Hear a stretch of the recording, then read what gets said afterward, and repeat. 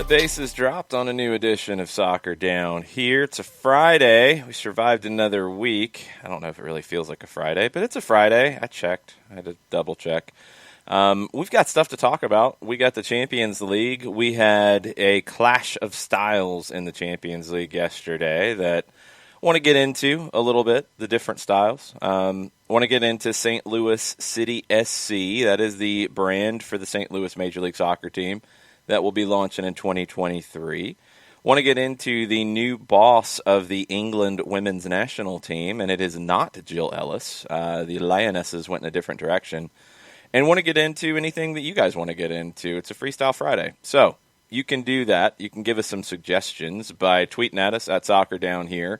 You can shoot us an email, soccerdownhere@gmail.com, or you can join the Twitch pitch, the chat room at the Twitch pitch. I don't know. We're still figuring this out. Twitch.tv/soccerdownhere. Where do you want to start, John? You want to start with Champions League? Let's start with Champions League. How about that? I try to settle on a name, and I've already got people pushing back on me. It never fails on it. Well, I like Twitch pitch, but is it the locker room on the Twitch pitch? I don't know. I don't know. It's like that dual sponsorship where it's like so-and-so field at so-and-so stadium. You have that we don't know. process. No, that's absurd. I think I got a yellow card from Thad Dooley on the name. Wow. TD to CB with the yellow early in the morning. Never fails. All right, let's start Champions League because you said it was on 2DNA. They're doing the condensed match in 60, which means it's probably going to pick up in like the 70th minute. Yeah. We've already skipped forward to the 17th, and I've only been on the air for 4 minutes. Yeah, okay. Chris was talking about St. Louis City SC. Okay, cool. We'll come back to that one. Champions League, you had a very defensive manager in Diego Simeone against, I wouldn't say attacking, but a proactive manager, I think is a better way to put it, in Julian Nagelsmann. And Nagelsmann is one of the youngest managers in the highest levels of the game right now. He is the youngest manager to get to the Champions League semifinals ever. He played for Thomas Tuchel, who he'll be going against in the Champions League semifinals. And look, these two just have a very different way of thinking about the game. RB Leipzig, new team in a lot of ways. I know they bought a team and there's history there, but as RB Leipzig, you're talking 11 years. They have come in very boldly, very aggressively. They have angered lots of the German football establishment because of the way they have come in, the ownership situation, all these different things. But you cannot deny that what they have done has been astounding. And to get past a team that, look, is very difficult to beat. Do you love to watch Atletico Madrid play? Some do. I think if you have a passion for Atletico Madrid, you do. Some who enjoy very tactical, defensively minded coaches, the passion of Diego Simeone, there's things to like about Atletico Madrid. But is it the enjoyable experience for a neutral fan?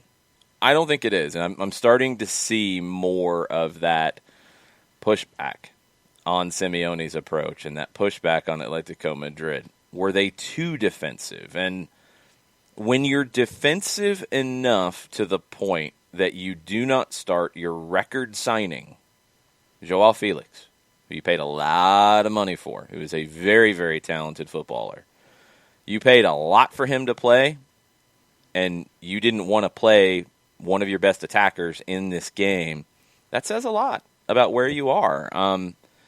There had been talk, probably before the shutdown, that maybe this was kind of grinding to a halt for Diego Simeone and Atleti. Maybe this was the end of the road. I think that got pushed to the side with some of the things that they accomplished. Is it the end of the road? Should it be the end of the road? Is he going to have to adjust to take Atleti into a real conversation? Because I've always left them to the side of it. The Barcelona-Real Madrid conversation at the top of Spain. Atleti's always been like the sidecar. Yeah. Are they going to have to do something different to actually make that a three-way dance? But my question in return well, first and foremost, I was just as confused about not starting Joao Felix, but there's no confusion. It's like there's no confusion.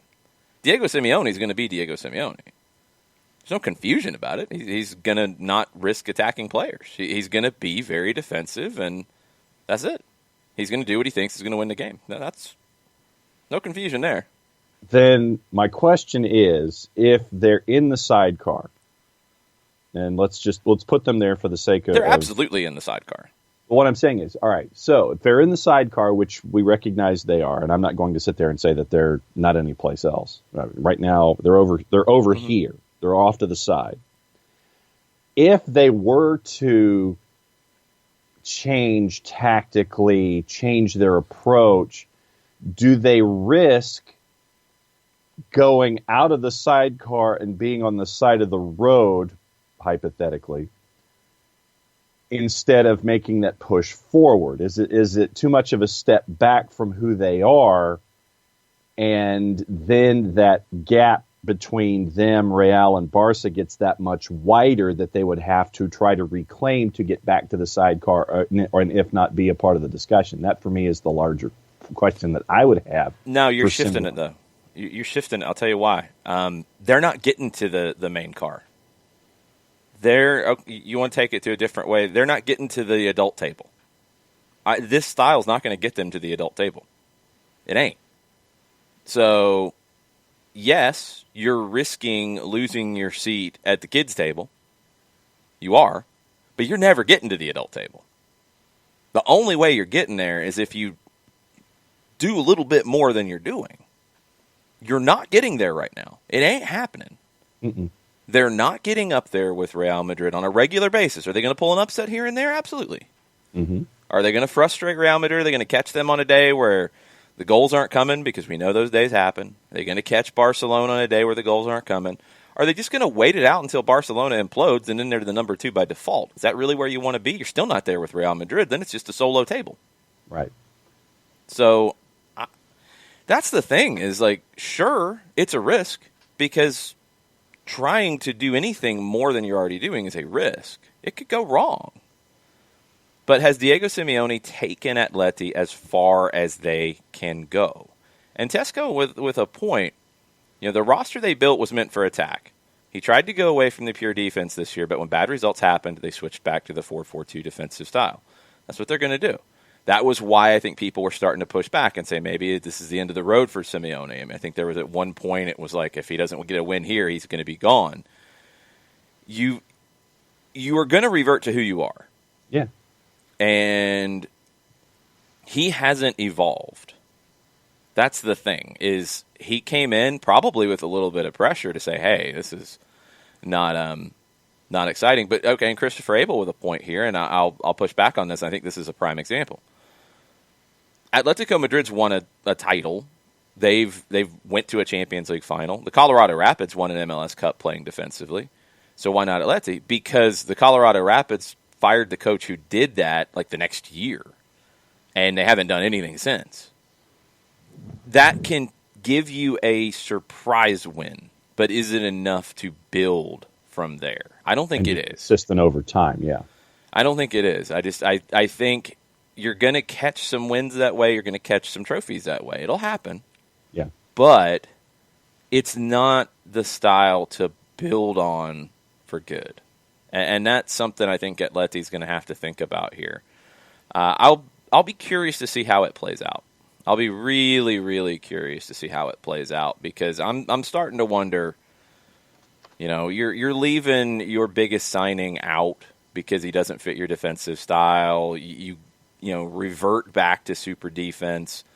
Is Simeone starting to get into that conversation with, Jose Mourinho, where it is the game's passed them by a bit? They're too old school, too defensive in this style. Julian Nagelsmann is definitely from the new school. And you saw, and Bernd Dursberger talked about it, you saw a team that knows Atleti's going to be physical, they're going to be defensive, they're going to try to take you out of your game, and RB Leipzig just smacked him around and said, no, you're not going to bully us. But RB Leipzig also, in this game, because of Atleti's style, they had to do something different. And that's the difference to me, is we've seen it with the teams that take the next step. We've seen it with teams who come in with a very defined style, and that's how they play. When everything's on for them, cool, you can get the results, you can get some trophies. If you're Atleti, you're super defensive, you frustrate people, you're going to win some games that way. If you are we press, we only press, that's all we can do is press, you're going to win some games that way. But RB Leipzig comes into this one. You're not going to be able to press in the same way because Atletico Madrid's not going to have the ball. So you have to play differently. And they did. And they won. And they didn't have Timo Werner. And they still won. Mm-hmm. That's impressive. That's Nagelsmann. That's what Jurgen Klopp did in England when he realized, hey, I'm not going to be able to press everybody because Brighton and West Ham and Aston Villa are going to park 10 people behind the ball. There's nothing to press. So I've got to do some different things. You've got to evolve. You've got to add those extra layers because teams will learn what your number one thing is and take it away from you. I don't know if Simeone's got a number two. That's the problem. Jose Mourinho has shown far too often in the last few stops he's been in, he doesn't have a number two option. He's going to revert to like Simeone did. Things get tough. Things get difficult. I'm going to get super defensive. You got to have another way to play when people take that away from you. I like Diego Simeone as a manager. I love his passion. Mm-hmm. He has done a very good job making Atleti bigger than they were when he got there. But I don't think he can take them any further. Yeah, no, I think that you look at Atletico Madrid, and by the way, your update is that they're already close to halftime, and we're only 15 minutes in, so they're going to show most of the second half on TuneIn. That's the condensed 60-minute version. Condensed 60-minute version. Yeah. We're going to skip most of the first half and get to the second half. Yeah, that's probably a good idea. With a guy like Simeone and with what we've seen from Atletico Madrid, and it's the point that we've made so far in this show, you can only get so far with the approach that you've done. You're going to be banging your head against that glass ceiling that's Real Madrid and Barcelona with what you're doing. And in European competitions, once again, there's that glass ceiling. All you're going to do is bang your head against it and eventually, give yourself something of a concussion that you've got to address. But we've seen just we've seen just this defensive effort from Atletico Madrid. Can Simeone adjust stylistically, or is this who he is? He can't adjust stylistically, and Atletico Madrid is going to have to try to figure out what's our future with him. How much of a leash does he get to try to change? The future with him is what it is, and maybe worse. And when do we sit here and start thinking about possibly replacing him with someone who can be more malleable along a season and get against that glass ceiling that they keep banging their head against? That for me is the question. Can Simeone change and adjust and get closer to being at the adult table instead of being over in the sidecar, or is he going to end up in the picnic table in the backyard with the other 8-year-olds? Well, no, I thoroughly disagree with one aspect of the way you're arguing this. You can't, if you're trying to change, because they're hitting the ceiling. Like, they can't go much further. Mm-mm. So the fear can't be taking a step back unless you're just happy with where you are. If you're just, okay, well, we're just going to be that team. There's nothing more for us to be. That's just what we are. That's your get a dog argument. What's that? That's your get a dog argument. If you're afraid, get a dog. No. It's the fact that what do you want to be? Does Atletico Madrid have ambition? Do they want to be more than they are, or do they think this is the best they can be? If this is the best they can be, then stick with Diego Simeone and be very defensive and win a few games here and there in big moments, and that's it. That's all you are. And be third. No, not even that. You might be second when Barcelona falls apart, but you're not going to be an elite. You're not going to be Liverpool. You're not going to be Manchester City. You're not going to be Real Madrid. You're not going to be Bayern. You won't. You're on the precipice of being able to be that. But, yeah, you got to take a step. Mm-hmm. And that's the point. And Bernd Dursberger makes it here. RB Leipzig is the complete opposite. They have been incredibly bold and ambitious from the very beginning. I mean, launching a team, doing it in the way that has angered all of the establishment, putting in resources, and adapting. And Byrne pointed it out. Leipzig is a team that, for a long time, they were not a team that really thought much about possession. They were very proactive, but doing it through defense. It was the classic way. Klopp did it. The Red Bull style's done it. This is typical. But as you climb up that ladder and you become a top team, teams are not going to give that to you. And you see the best clubs, the best managers adapt to that change. And Nagelsmann has done that. Leipzig was in the process of doing it. I think he is taking it further because he's not as married to the old way. So you have to be a team that when the opponent takes away your best option, you've got something else. Nagelsmann has shown he can do that. Atleti has taken it as far as they can go with who they are. And that's it. That's it. I just don't see them going further. I think RB Leipzig is now, they have a base. They know what they are. They want to be proactive. They want to make you uncomfortable. They want to push the tempo. But if you're going to sit back, they can play with the ball at their feet too. It's very similar to the evolution that Jurgen Klopp went through at Liverpool. For people who follow the Premier League, maybe don't follow the Bundesliga as closely. Klopp, when he came in, kind of struggled a little bit at times because he didn't know how to handle teams being so defensive against him. And he figured it out. And he also had money to spend, and he also got the right players to help him figure that out. Sure, that helps. It doesn't hurt you. But he had to adapt. He did. RB Leipzig is showing that. Now, this match with Tuchel and PSG is going to be fascinating because now it's a very different kind of challenge. It's a completely different kind of challenge. You're talking about maybe the best attacking group that's in this tournament. And you've got to figure out how to deal with it. They're not going to sit back on you. You're going to have to find another way. And Byrne points out that Nagelsmann is more progressive than Ralf Rangnick.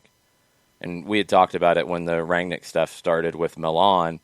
And maybe part of the idea is that he was getting pushed out because Nagelsmann wasn't going to take that job if Rangnick was going to be over his shoulder the whole time. He has earned the opportunity to do it his way and take what has been built and progress it. Not just doing the same thing over and over again. He's taking it to another level. You can still have a pressing identity. You can still have an up-tempo identity, but not be afraid of having the ball at your feet. And that's kind of that next step. Atleti is doing, in a lot of ways, the opposite. Like, neither team necessarily builds their game model on having the ball. But Atleti keeps numbers back. They sit and sit and sit. Leipzig doesn't necessarily have the ball on the regular. They do in a lot of more games now than they used to. But they don't sit when they don't have the ball. They step up. They try to take it away from you. High, not low. That's the difference. And I think the game is turned into where that is far more effective than just sitting and absorbing pressure. If you have a lesser team, if you are a true underdog, if you have less talent, okay. Sometimes you got to do that. Cincinnati in the MLS's back tournament, prime example. They could not play with some of the teams they had to play against. They just could not play straight up with them. Park the bus, take your opportunities when you can. That's what it takes to get results. That's not a long-term route to total success, though. That allows you to punch over your head for a while, and then your arm gets tired. Because nobody enjoys that over a long period of time.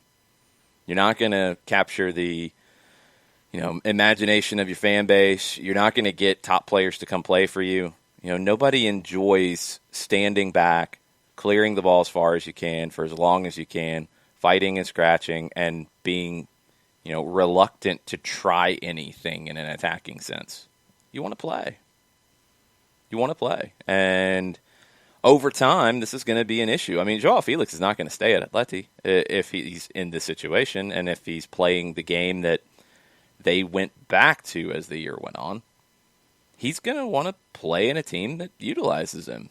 So these things are, it's what it is. It's going to be fascinating to see how this goes. It gets even more fascinating today because we've had a lot of different teams we've been talking about in Champions League. And we didn't even talk about Tyler Adams, absolutely. I mean, I think maybe there was a slight overreaction to Tyler Adams' goal. It's a heavy deflection.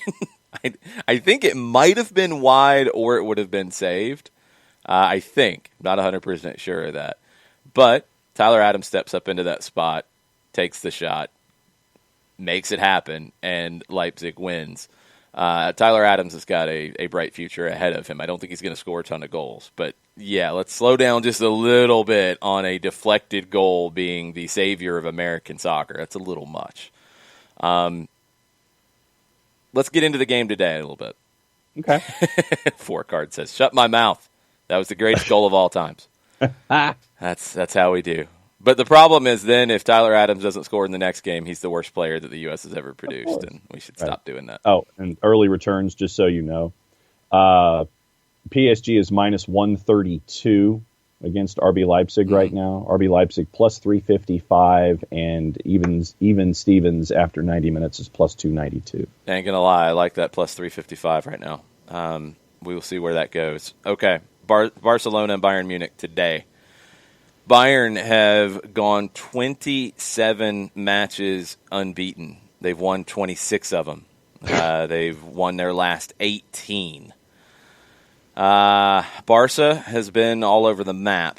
Quique Setien doesn't really, he doesn't know if the keys are still going to work when he gets back at this point. They might change the locks. But as bad as it's been for Barcelona at times, he's got the best player in the world in Lionel Messi, who can fix all of it with magic. He's a warlock, and he can do things that don't make any sense and don't match up to where you look at these two teams on paper, and Bayern should win, and they should control the match, and that's the key. Messi doesn't care about any of that. He can find a way. He can absolutely find a way to ruin your day. I think Bayern's too good, though. And I think even as good as Messi is, and he will probably find something here, I just don't think he can carry this team against what Bayern has done. And you're going to be in a situation, and Bernd might be throwing a party about it, and our friend Johannes might be throwing a party about it. You might have 3 German managers in the Final Four of the Champions League when Bayern, I think, will beat Barcelona today. And Hansi Flick, who was an interim who came in and now has Bayern, if they win, they're in the semis, has Bayern on the edge of winning the Champions League for the first time in a while. Hansi Flick, big surprise, and Bayern could get there, and the German manager could be the toast of the town at the end of all this. Just so everybody knows, looking at the numbers once again, Bayern is an even plus 100. Barca plus 243. And your even Stevens after 90 minutes is a plus 304. Early on in the discussion, Nathan Pugh, who was up very, very early this morning, linked back to a thought that he had yesterday. 2:56 p.m. yesterday, he says he was calling it. Diego Costa will be the biggest deal you've ever seen. Peak skullduggery, peak heel. Then he returns early this morning and says, never listen to me on footy guesses. He says, that said, Bayern's going to win at 3-1, Lewandowski with a brace. Yeah, that's kind of where my head's at, is a 3-1 kind of game, Bayern winning. I don't think Barca can stop Lewandowski, and I don't think Barca can do enough to control this game. Messi can find something out of magic, but not enough. I don't see it. Everybody is picking Barca. Yeah, I'm with you, 4-card, but they should be.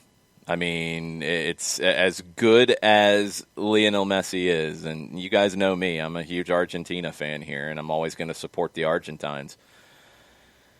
Bayern is just a steamroller right now. I just don't see it happening for Barca. One other fun element out of this, and I'd kind of forgotten a little bit of the detail here.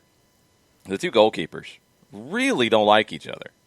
Really do not care for one another. Both German national team goalkeepers, Mark ter Stegen with Barcelona and Manuel Neuer with Bayern Munich, had a little bit of a spat last year. Neuer's still the number one. He's still backed by everybody in Germany. Ter Stegen has had some complaints about that, wondering why he hasn't gotten an opportunity. Neuer in July told a magazine, "I'm the best. Which coach wouldn't pick the best players? I have no doubt I'm the best, even though I'm not 17 anymore." Karl-Heinz Rummenigge, Bayern CEO, maybe a little biased, said Neuer was still the nation's best goalkeeper.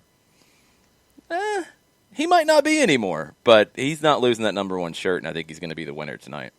Yeah, no, I had Bayern initially 2-1. I can be swayed to a 3-1, but I had it as 2-1, a comfortable 2-1, 2-0. Barca comes back, Messi gets one, makes it 2-1, makes it interesting toward the end, but I can be persuaded to a 3-1 as well. Yeah, I'm going 3-1 because of Lewandowski. Lots of questions. I guess it is a kit-wearing Friday. Okay. And lots of people talking about this U.S. kit. It's my favorite that the U.S. has worn in maybe since the 1990 World Cup, and I wish they'd stuck with this look. They did not. Sash.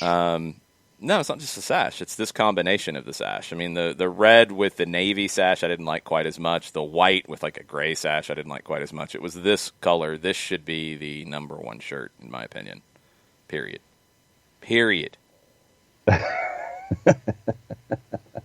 I have the all red with the sublimated stars upstairs as the one kit that I have in my possession. Okay. Four cards going 5-4 Barcelona. Wow. Four cards going insane. I'm dropping things because that score line is so insane. Wow. All right. So if he's going to go there, let me check the OU here and see what the four card would make a lot of money on that one. Yeah. All right. Over under.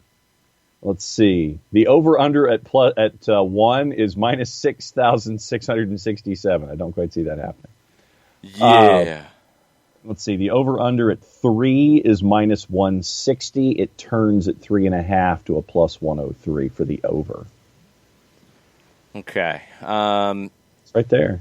Okay, we'll come back to it. We'll get out into more Champions League later. You guys got questions, send them our way via Twitter, via Gmail, via the Twitch pitch. All that's good. Let's get into St. Louis City SC because there was a lot of talk about that one in the chat room to kick us off. The logo dropped, leaked about a half hour before the announcement, which I'm sure made people very, very happy who were working on said announcement and videos and everything to go with it. That's how it usually goes. At least it was the day of the announcement, not like the Atlanta United name leak that happened like a week before, I think. I don't care for the name. Again, I mean, it doesn't kill you. Yeah. It's all about what you do with it. But did we need another city? Did we really need a St. Louis City SC? I'm glad it's SC. I'm cool with that. Yeah. I mean, it doesn't really matter to me, but you know, you're going to drop that most of the time when you're talking about them. But do we need another city here? I don't know. Domer, they did not send the logo to Franco Escobar. Franco Escobar had nothing to do with this leak. It did not happen from him. I do like the color choices. I'm okay with that, even though I first kind of was wondering, is that red or is that something else? I think it was just the reproduction of the graphic that I saw. It looked a little more fuchsia-ish. Yeah. And, it's that very bright kind of St. Louis Cardinals kind of red. Okay. It's red. I mean, they said it's red. It's red. Okay. They're not lying, John. It's their colors. No, but what I'm saying is that when you look at images, it does have more of that darker fuchsia-ish, pinkish kind of a thing as opposed to the cardinal red. Some of them. It's red. They said it's red. It's red. Fine. It's red. Are you going to argue with the team when they told you what their color is? Like, it's red. It's called red. I can't remember what they're... Come up with better images that flash it out instead of making... You're talking about people who stole the graphic. Well, then the people who stole the graphic need to come up with better reds than fuchsias. John, people who steal the graphics, not worried about the colors. Anyway, settle down. Jesus. You're getting worried about the color here. The color combination's fine. I think the badge is different. I'll give it that. Like, at least it's a different look. The sky is green, Domer. You're 100% correct. The badge with the name on the side and not, written vertically, I'm okay with. It looks different. It feels different. I'm glad they worked the arch into it. I'm cool with that. It's fine. Like, it's okay. It's not bad. They didn't hurt themselves with this. Could they have done better? Yeah, probably.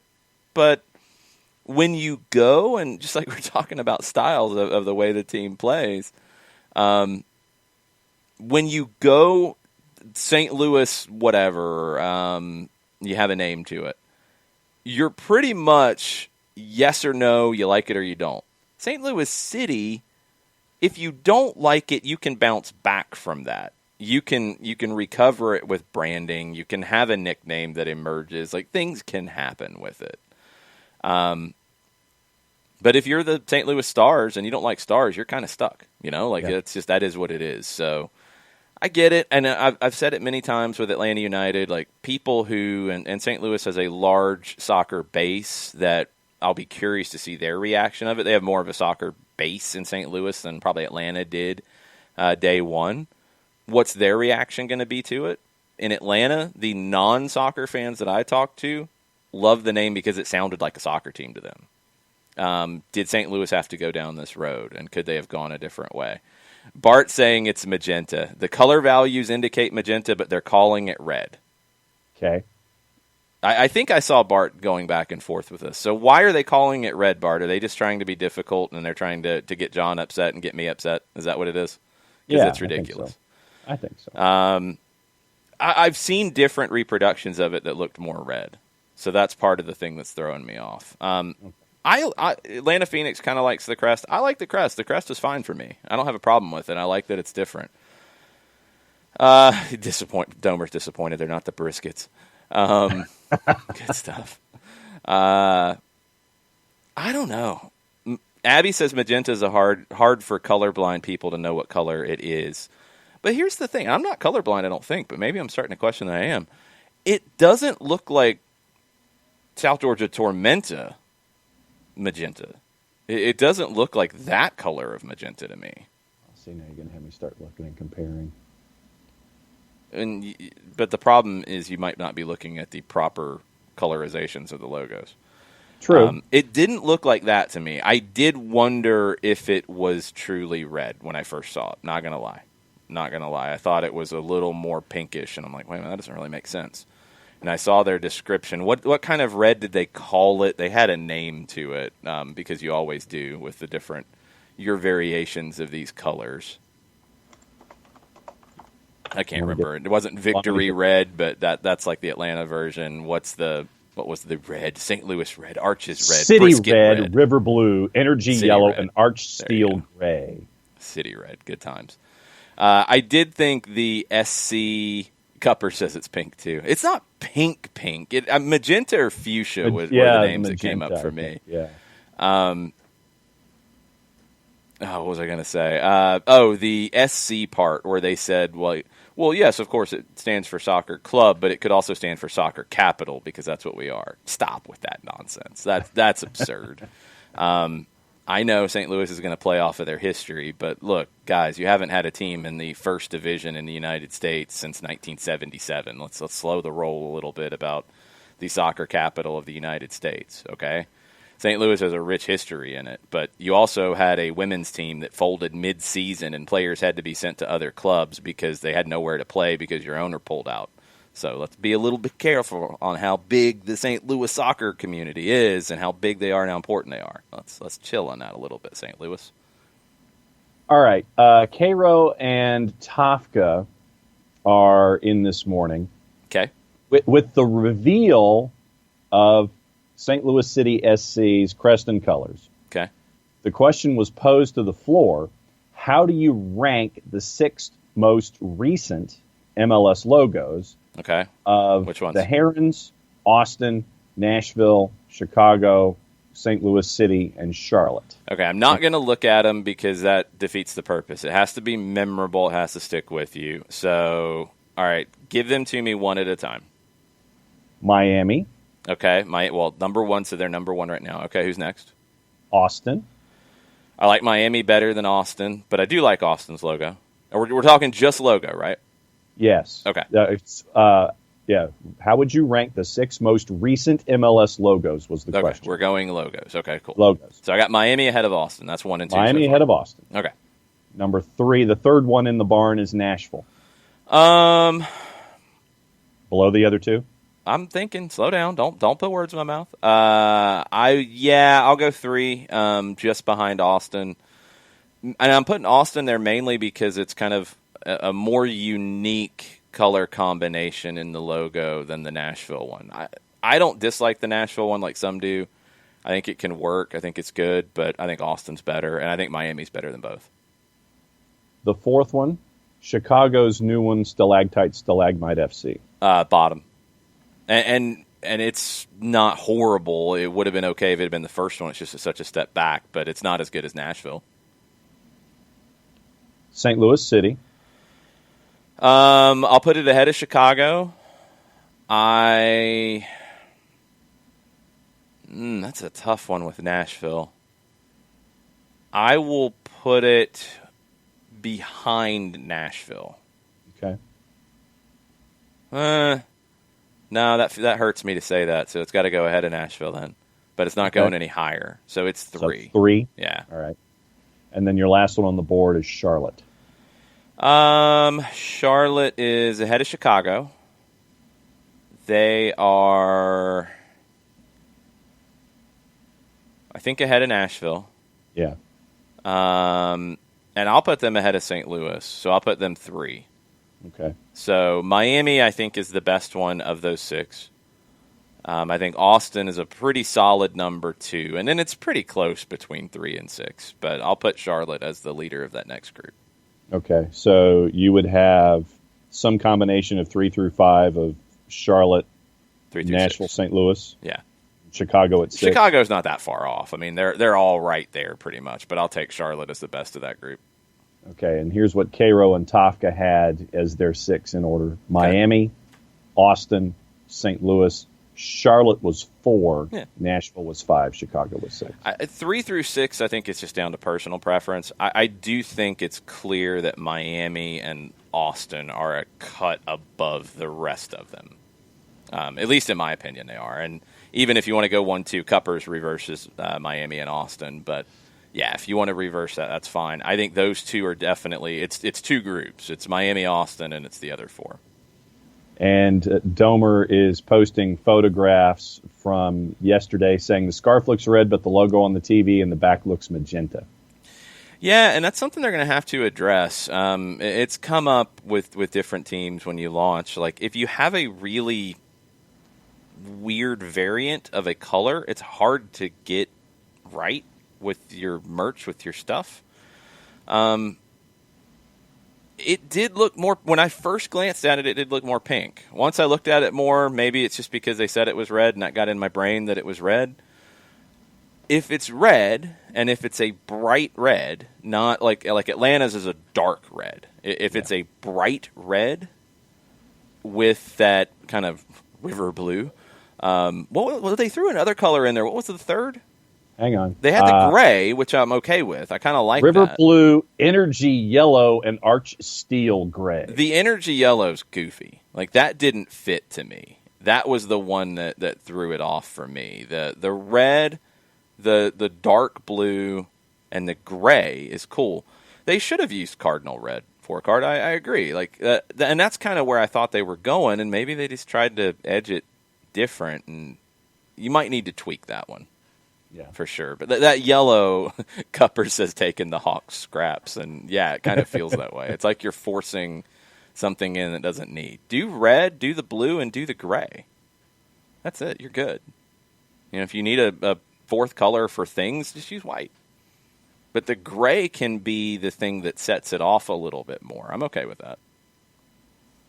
I'm trying to find it's not Volt, thankfully. Oh. No, that was horrendous. I'm trying to find, you know how like when you release your colors and your logos, the explanations as to what each color represents and what it means. Yeah, I'm sure they had an epic one.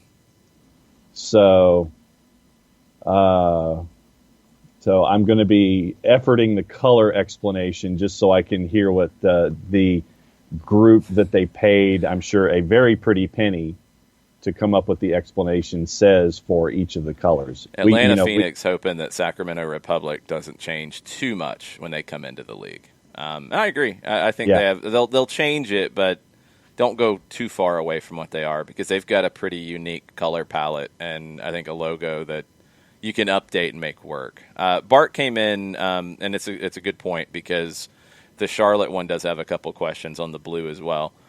Bart says it's the same issue as the Charlotte color. Looked a bit dull online, but the printed T-shirts and materials look closer to the Panthers color, which is what I thought that. I thought it was supposed to be like cross-branded with the Panthers as a part of Tepper's ownership. St. Louis City's red looks way too magenta in digital settings. Maybe the in-person print color has more red, but it's not translating into digital formats. Thank you for explaining what my eye saw that I didn't completely get to that degree of, because the Charlotte one is a good example. I mean, you're going for the Panthers blue because you're in a stadium with all the seats being that color. It would be kind of goofy to be something different. That was the thing for people who were trying to say, like, Atlanta should be green or Atlanta should be yellow or whatever. It's like you're playing in a stadium that's red and black, so you got to be red and black to a degree. Like, it just doesn't work. Burned asks, and Adam from 816 was going on this one too, and he would know better than I would. Do you think St. Louis will be successful in terms of fan engagement? They have a very different challenge than a lot of other teams who have come into the league. Atlanta, there's a soccer community in Atlanta. There was one before Atlanta United was announced in 2014, but it was much smaller. And Atlanta has really grown a community from not just the soccer side of things, but sports fans who have come on board.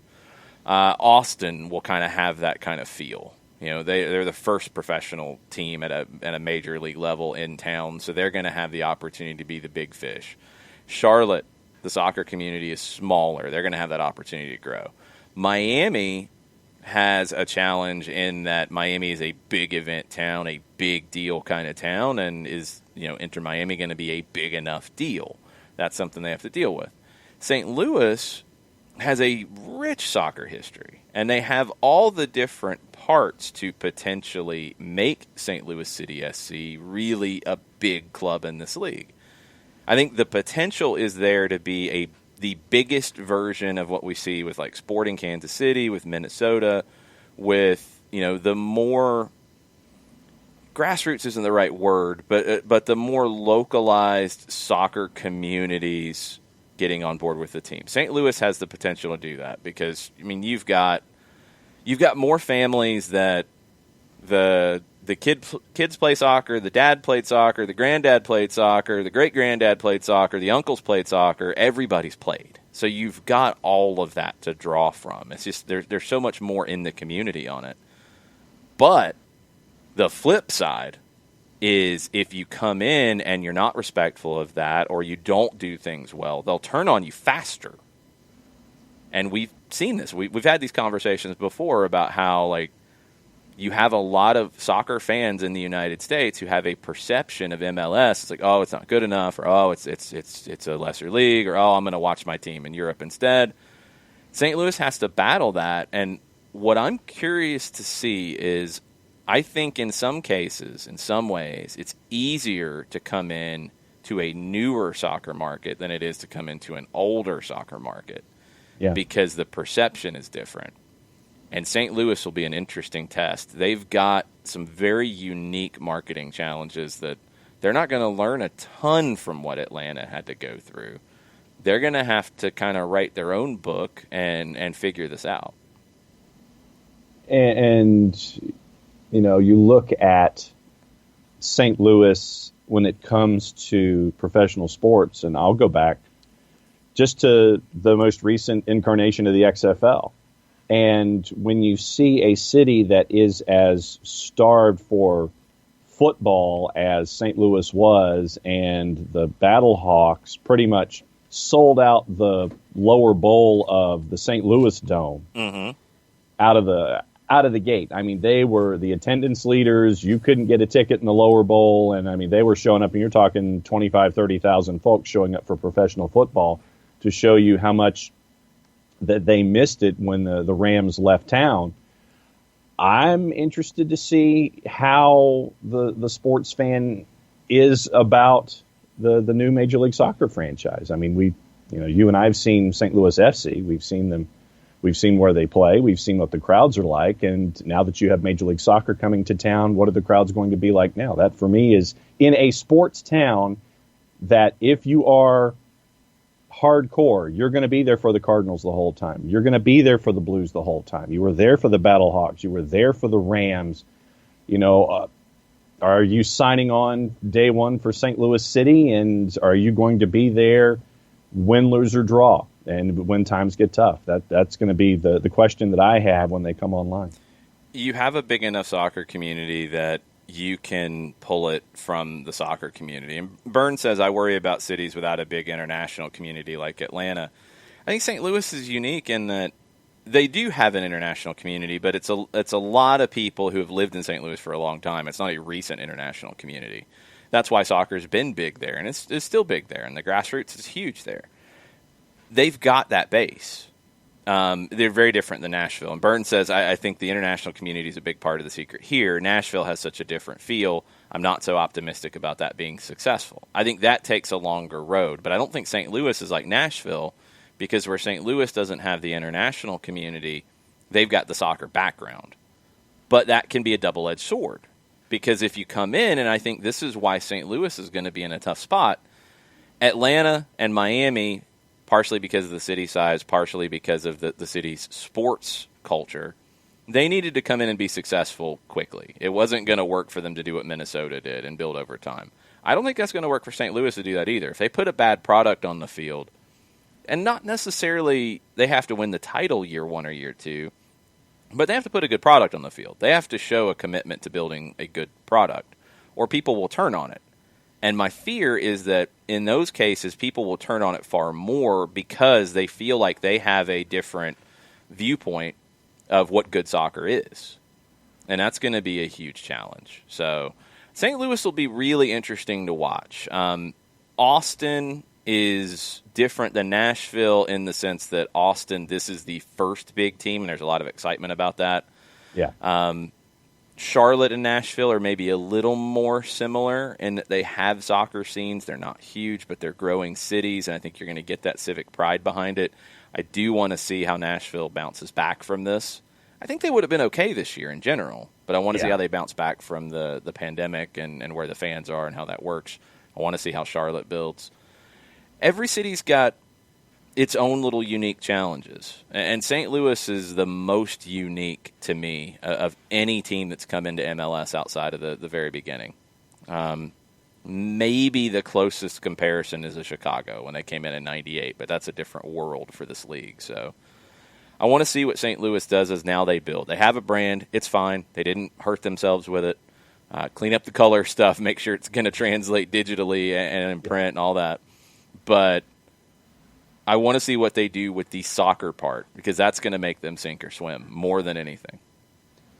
Tafka with a question. He wants to know what's the deal. I feel like I should have done this in the Jerry Seinfeld voice. What's the deal with the USL St. Louis club? Are they just capitulating the market entirely? No room for both? He says he saw the Athletic article but hasn't had a chance to read it. Yeah, I mean, there is a link with the ownership between the two. But it sounds like St. Louis FC is not going to continue as a feeder team or anything, although they could. I mean, just in terms of they have a USL license, and St. Louis City will probably want a second team at some point in USL, so you could do it, and I think they probably would. I think they just rebrand it and make it the second team. That'd make the most sense to me, but it's going to be completely different.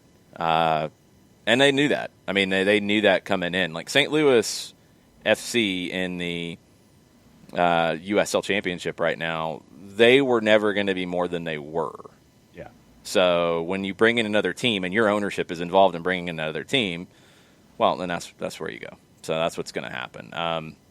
I think that maybe they officially on paper dealing with USL, I think they probably take a hiatus year and then come back as the St. Louis City Reserves or whatever they end up calling it. Let's see. And Nathan Pugh, after looking at our colors, He goes, red, magenta, and I feel like we should all just say this all at once. Up the Reds, John. That is all. So that's Nathan's greeting for the morning. Adam from 816 said, it's an excellent point in style of play. St. Louis has to play an attractive style to keep the fans. Scott Gallagher, which is one of the largest youth clubs in the country and one of the most respected ones, Scott Gallagher has built teams. You're talking kids, you're talking the adult teams that play there, possession. It's all about playing a good style of soccer. It's not a defensive style. It's not a negative style. They want to play. They want to use the ball to create things. You've got to be on board with that. You can't come in and be super defensive. Yeah. And this is the thing, and I just don't know. Like Chris Ashley says, I was really hoping for Gateway St. Louis, and K Rose on board with that. I just don't think that would work. I think the problem would then be the sports editors, the local commentators on the news would not get it, would not understand it, and would slam it. And then you've cut that part of your potential growth out. Yeah. I think at least at this point, and maybe this is just a step that took a while to get to, I think the average sports person who's not a soccer person but a sports person gets the St. Louis City SC name, gets an Atlanta United name, gets those names because they sound like soccer teams they've heard of.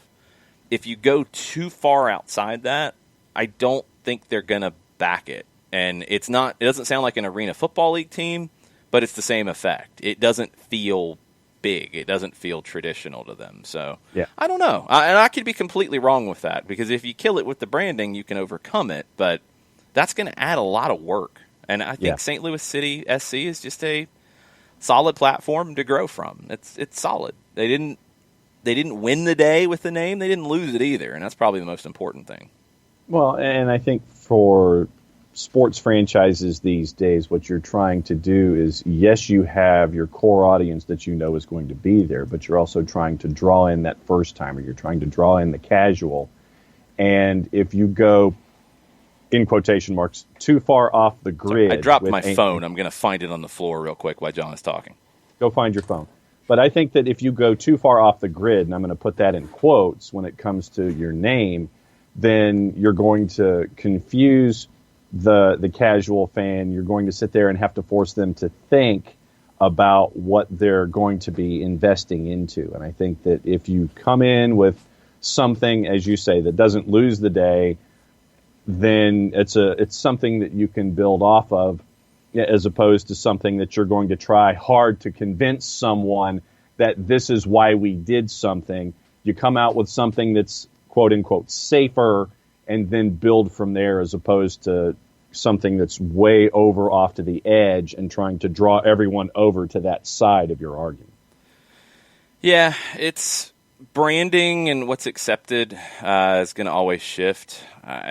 There is a much greater acceptance of European naming conventions in the U.S. in soccer than there was 20 years ago.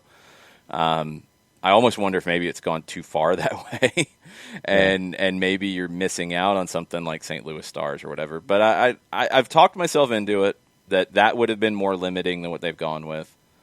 Clean up the colors. The badge is fine. You can play with a lot of stuff from that. You can play with a lot of elements from it. Ditch the yellow thing, please. Just drop that. Energy yellow? Yeah, drop that. Just put that as a minimal thing and bury it, please. And we see what happens. We got a couple things to touch on before we get to Mike Conti at 10 o'clock. First off, tonight, soccer trivia. It is myself. It is Kevin Egan as your quiz masters. 7 o'clock. You will join us via Zoom, and when you sign up, you'll get the link. You'll download the Kahoot app so you can play. It is multiple choice. The faster you get the right answer, the more points you get. So if you have people who are in the house with you as you're playing, that's fine, but you guys better come to a consensus fast on your answers if you want to get the max points. Lots of different kinds of questions. The pop culture round this time is a fun one. The Atlanta United round, total Atlanta United round of trivia, I dug deep into some stuff on that. The American soccer round that I came up with is pretty good. It's difficult. It's a challenge. So it's going to be fun. It's multiple choice. You can't guess. So that's 7 o'clock. The way you participate, you go follow at Soccer Streets on Twitter, on Instagram as well. You see the link, which is my.soccerstreets.org/soccer trivia. You go sign up. You make a donation to Soccer in the Streets, whatever you are able to donate. Any donation gets you in the door. That's where I'm going. I'm just going to donate to Soccer in the Streets and bypass the trivia section. It's multiple choice. Who are we talking about? It's multiple choice. You hit A, B, C, or D. Yeah. You want me to finish last? Did you do poorly on your SATs, John? Yes. Oh, well, okay, then never mind. I can't help you. You can guess if you want to do it. It's fun, and we have some fun with it. So 7 o'clock, make a donation. You get the link. You sign up and play. And there's some trash talk. There's some back and forth. It came down to the final question last time. Roberto Rojas, so a lot of you guys know, who works for BN Sport, who covers the Paraguayan game very intensely. He won. Hayes Creech, who writes for FIFA.com, lost on the final question because he did not know that it was NSYNC who performed at the 1999 Women's World Cup opening ceremony. He thought it was the Backstreet Boys. Ooh. Correct. It was NSYNC. All right, John, tell everybody about our good friend over in Decatur, Steve Apolinski. I'm glad you said that as opposed to tell me about NSYNC or the Backstreet Boys, because that wasn't going to happen. Apolinski and Associates, LLC, proud supporters of everything soccer down here in the SDH network. A wrongful death and serious injury matters. Over 30 years of experience, over $40 million in judgments for their clients in Georgia and Alabama. This is a road, unfortunately, that you would have to go down. A couple different ways that you can catch up with Steve and the attorneys at Apolinski and Associates. Go to aa-legal.com. That's the website. Hit enter. Website pops up. In addition to the website popping up, there's a pop-up window that pops up, lower right-hand corner. You want to have a conversation with somebody right that very second. You can do that because that's what pop-up windows are for, 24/7, 365, or 366 in a year like this one. Shoot Steve an email individually at steve@aa-legal.com or get a free consultation. Give Steve a buzz at 404-377-9191. Recognized as Legal Elite by Georgia Trend Magazine, top 100 firms in the state of Georgia for everything they do for their clients' wrongful death and serious injury matters. The website is aa-legal.com. Not bad. I have my moments. Yeah, it's true. Except for trivia, because you're afraid. No, I'm just awful at it. No, you're afraid. I'm awful at it. You're afraid. You don't want to finish last. You're afraid. Oh, I finished last. I can do that without knowing what I'm talking about, which I do a lot. Normally why you'd finish last. Correct. That would be accurate. All right. Fingers crossed as our virtual producer tries to make a connection to our good friend Mike Conti. No, it's a virtual producer. His name's Steve. I think Steve just messed everything up, it seems like. Nope, John's back. He's just squiggly. And there is Mike. How are you, Mike? What's going on, guys? How are you? Our virtual producer got it done. Good stuff. Good. Your virtual producer's been doing better lately. Yeah. He might need a raise. It's true. I will lobby on the virtual producer's behalf for that. We've been talking St. Louis City SC. What you think?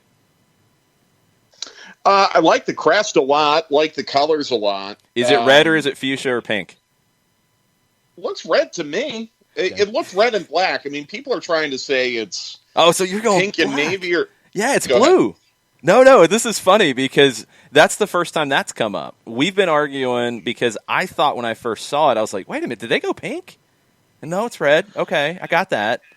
But then it's like a navy, and you thought it was black. I thought it was white. It doesn't look navy to me at all. But maybe I got to get my eyes checked, apparently. I think we all do. I mean, are you with me, or do you think it looks navy? No, I thought it looked navy. I thought it was like a really dark blue.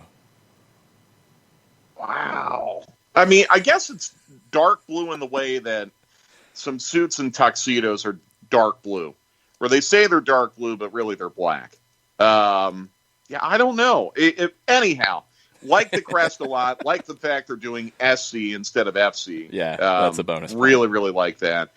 Look, I mean, kind of like with what Charlotte's doing, I think you can do something a little different, a little better than City/United/ whatever. But it's okay. I like I said, I like the crest a lot. It's different. And I think the colors will be really sharp.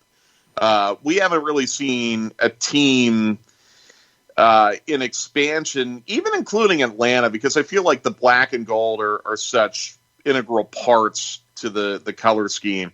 I don't think we've seen an expansion team with red this prominent in their color palette in quite some time.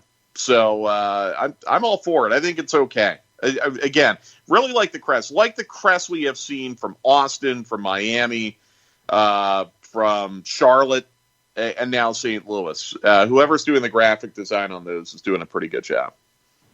Okay, so first hour, we had a couple of folks who wanted to rank the 6 most recent MLS logos in order.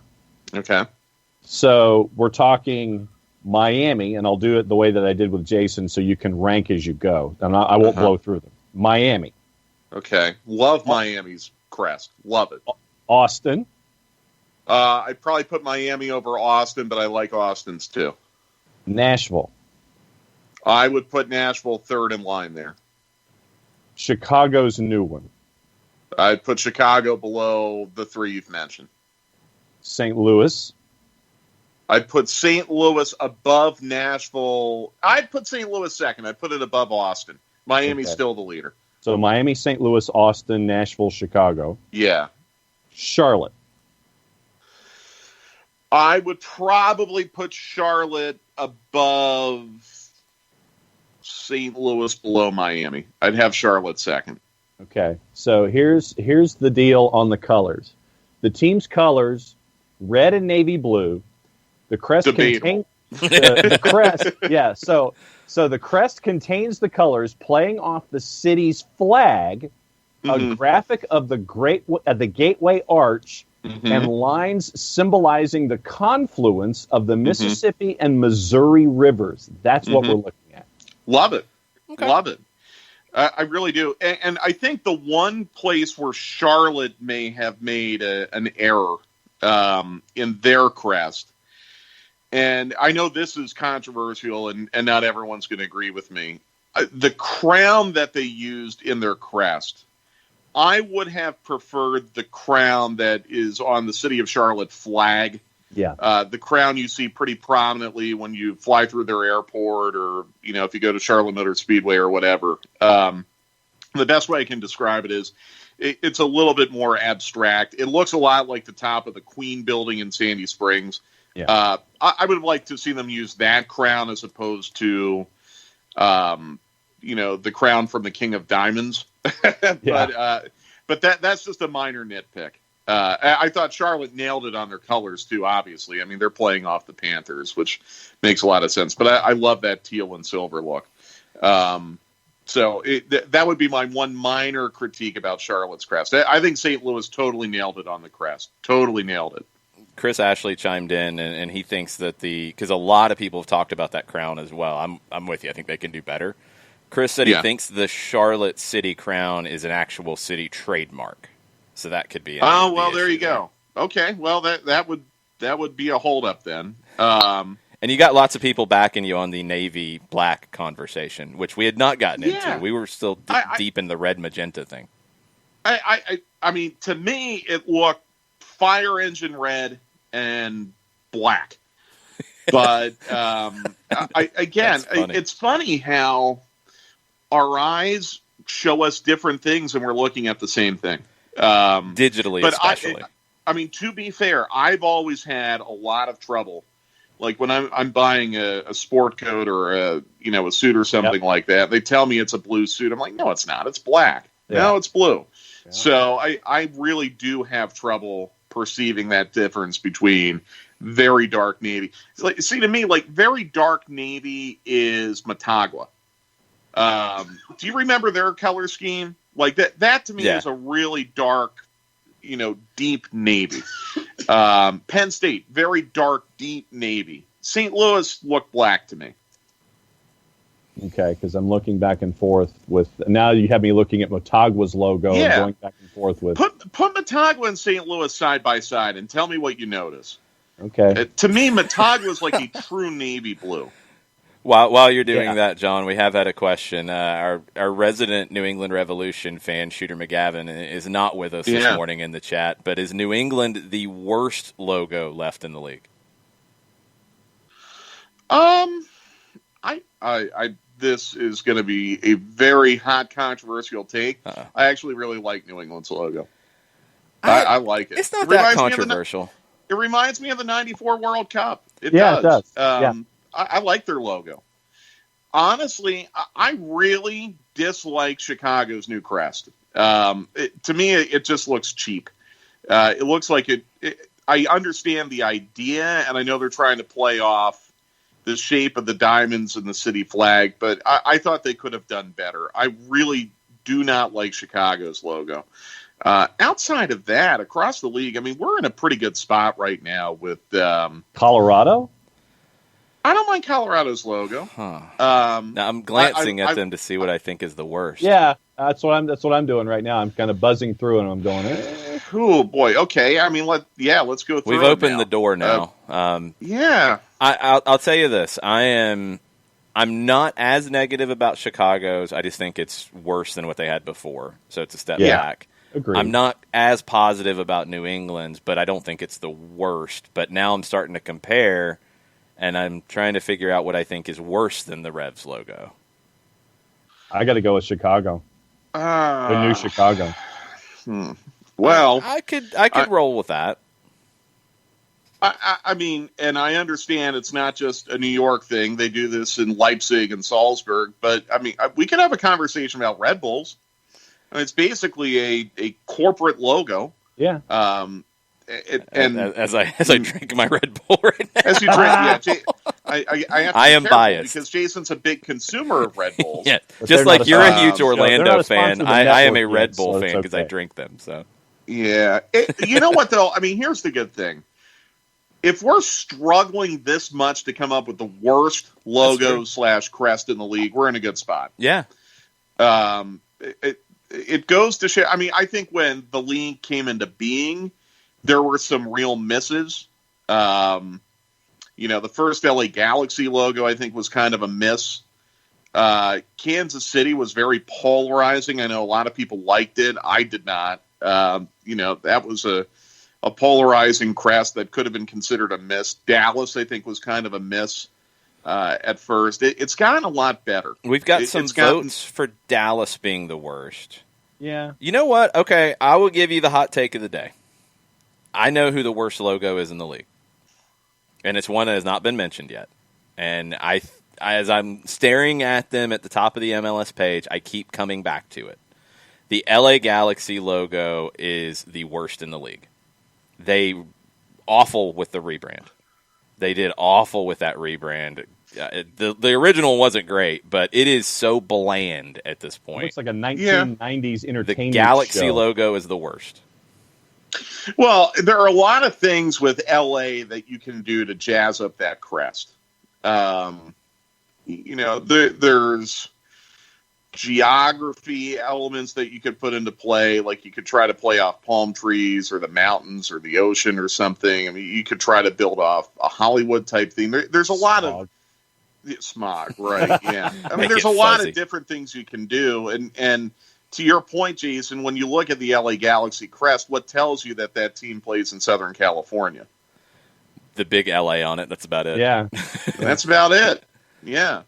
But again, maybe that's not the goal. I mean, I think most crests in this league right now don't really pay tribute to the city or region in which they play. Like Real Salt Lake, for example. And I like RSL's crest a lot. Yeah, I do too. But there's no homage to, the mountains or the stuff you see downstate in southern Utah with what are they called? The buttes, or I don't know what they're called. The rock formations that they have down there. Like they don't really play off any of that. It's just RSL with a star, which is fine. It's totally fine. But that is one thing I've noticed. A lot of teams in the league, they don't really try to play off any kind of regional tie. Like, that's one thing I think Minnesota did really well. The loon is a prominent bird in Minnesota, and your colors are ice blue and gray, and kind of reflecting the cold climate up there. Mm-hmm. I think they did a better job than some of the other teams in this era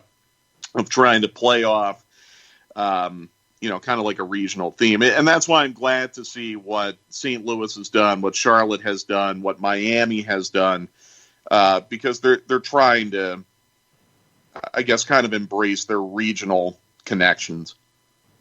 Five Stripes Forever says the second worst logo after the LA Galaxy is Montreal's.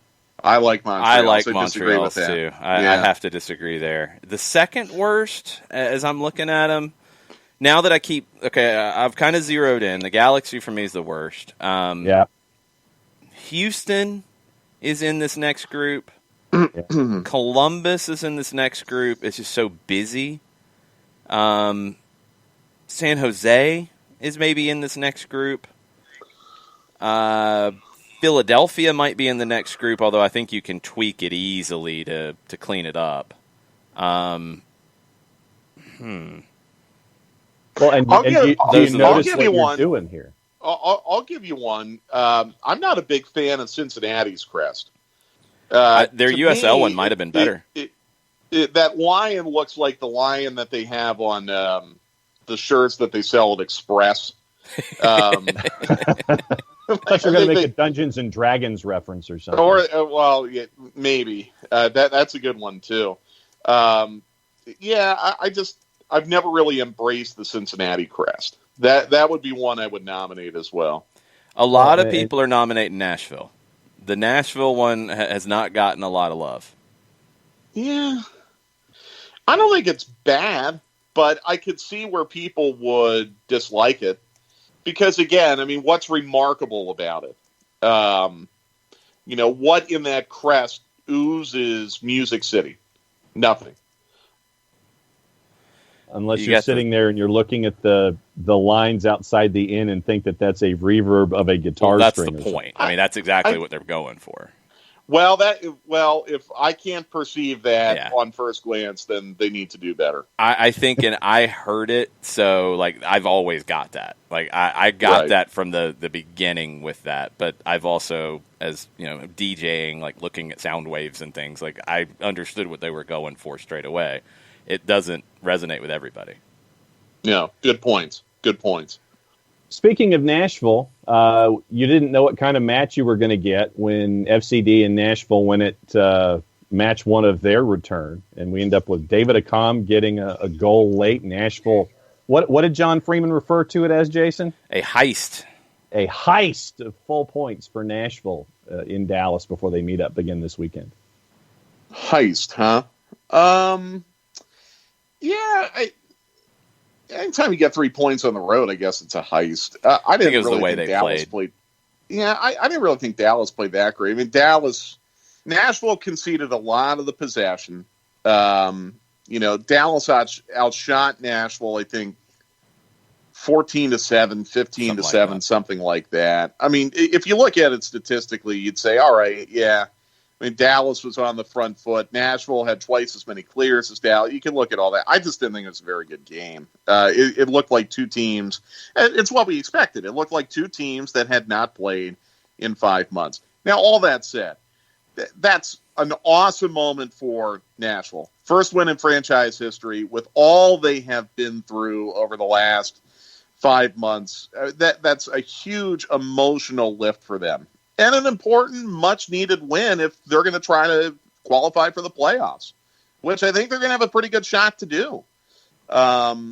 If 10 out of 14 teams in the East are going to make it, and Nashville has 3 games in their next 7 coming up against Miami and Dallas, they could put some very much-needed points in the bank here that could go a long way to getting them in the postseason. This could be a good start. So, going to be really curious with Alex Mule coming in. Like, I don't know if he's going to play this weekend or not. I don't know if they're going to try to hold him back for, another week or so to get him a little more comfortable with the new team. And honestly, I do wonder, like, what's the health and safety protocol? Does he have to clear a couple COVID tests before he can join his new team? MLS has been a little bit quiet about where the protocols stand right now for all of that. I know the teams have been given information, but they've been a little bit less transparent with us as far as what these protocols are now. So I don't know if Alex Muehl would have to clear a couple tests to join them or not. I think but they said that the protocols are back to what they were pre-Orlando. In training? Yeah, it's the same protocols there. Now, the question on Muehl would be, he's been in MLS protocol with Red Bulls, so he's been testing regularly. Moving teams, does he have to go through that 2 tests in 24 hours apart, 72-hour period, et cetera, or can he just come straight into testing with Nashville? That's the part that I don't think has come up at all since the protocol started. So I'm just curious about that. Yeah. I think they need a little bit of help in the midfield, so he will help them. We'll kind of have to see if he plays this weekend or not. Walker Zimmerman played great again. That was such a savvy, smart move for them this offseason to bring a guy like him in. With his level of experience and his talent level. He had a terrific match on Wednesday. So, good win for Nashville. Really, really good. I thought Mukhtar was kind of a passenger in the game, didn't really do a whole lot. I don't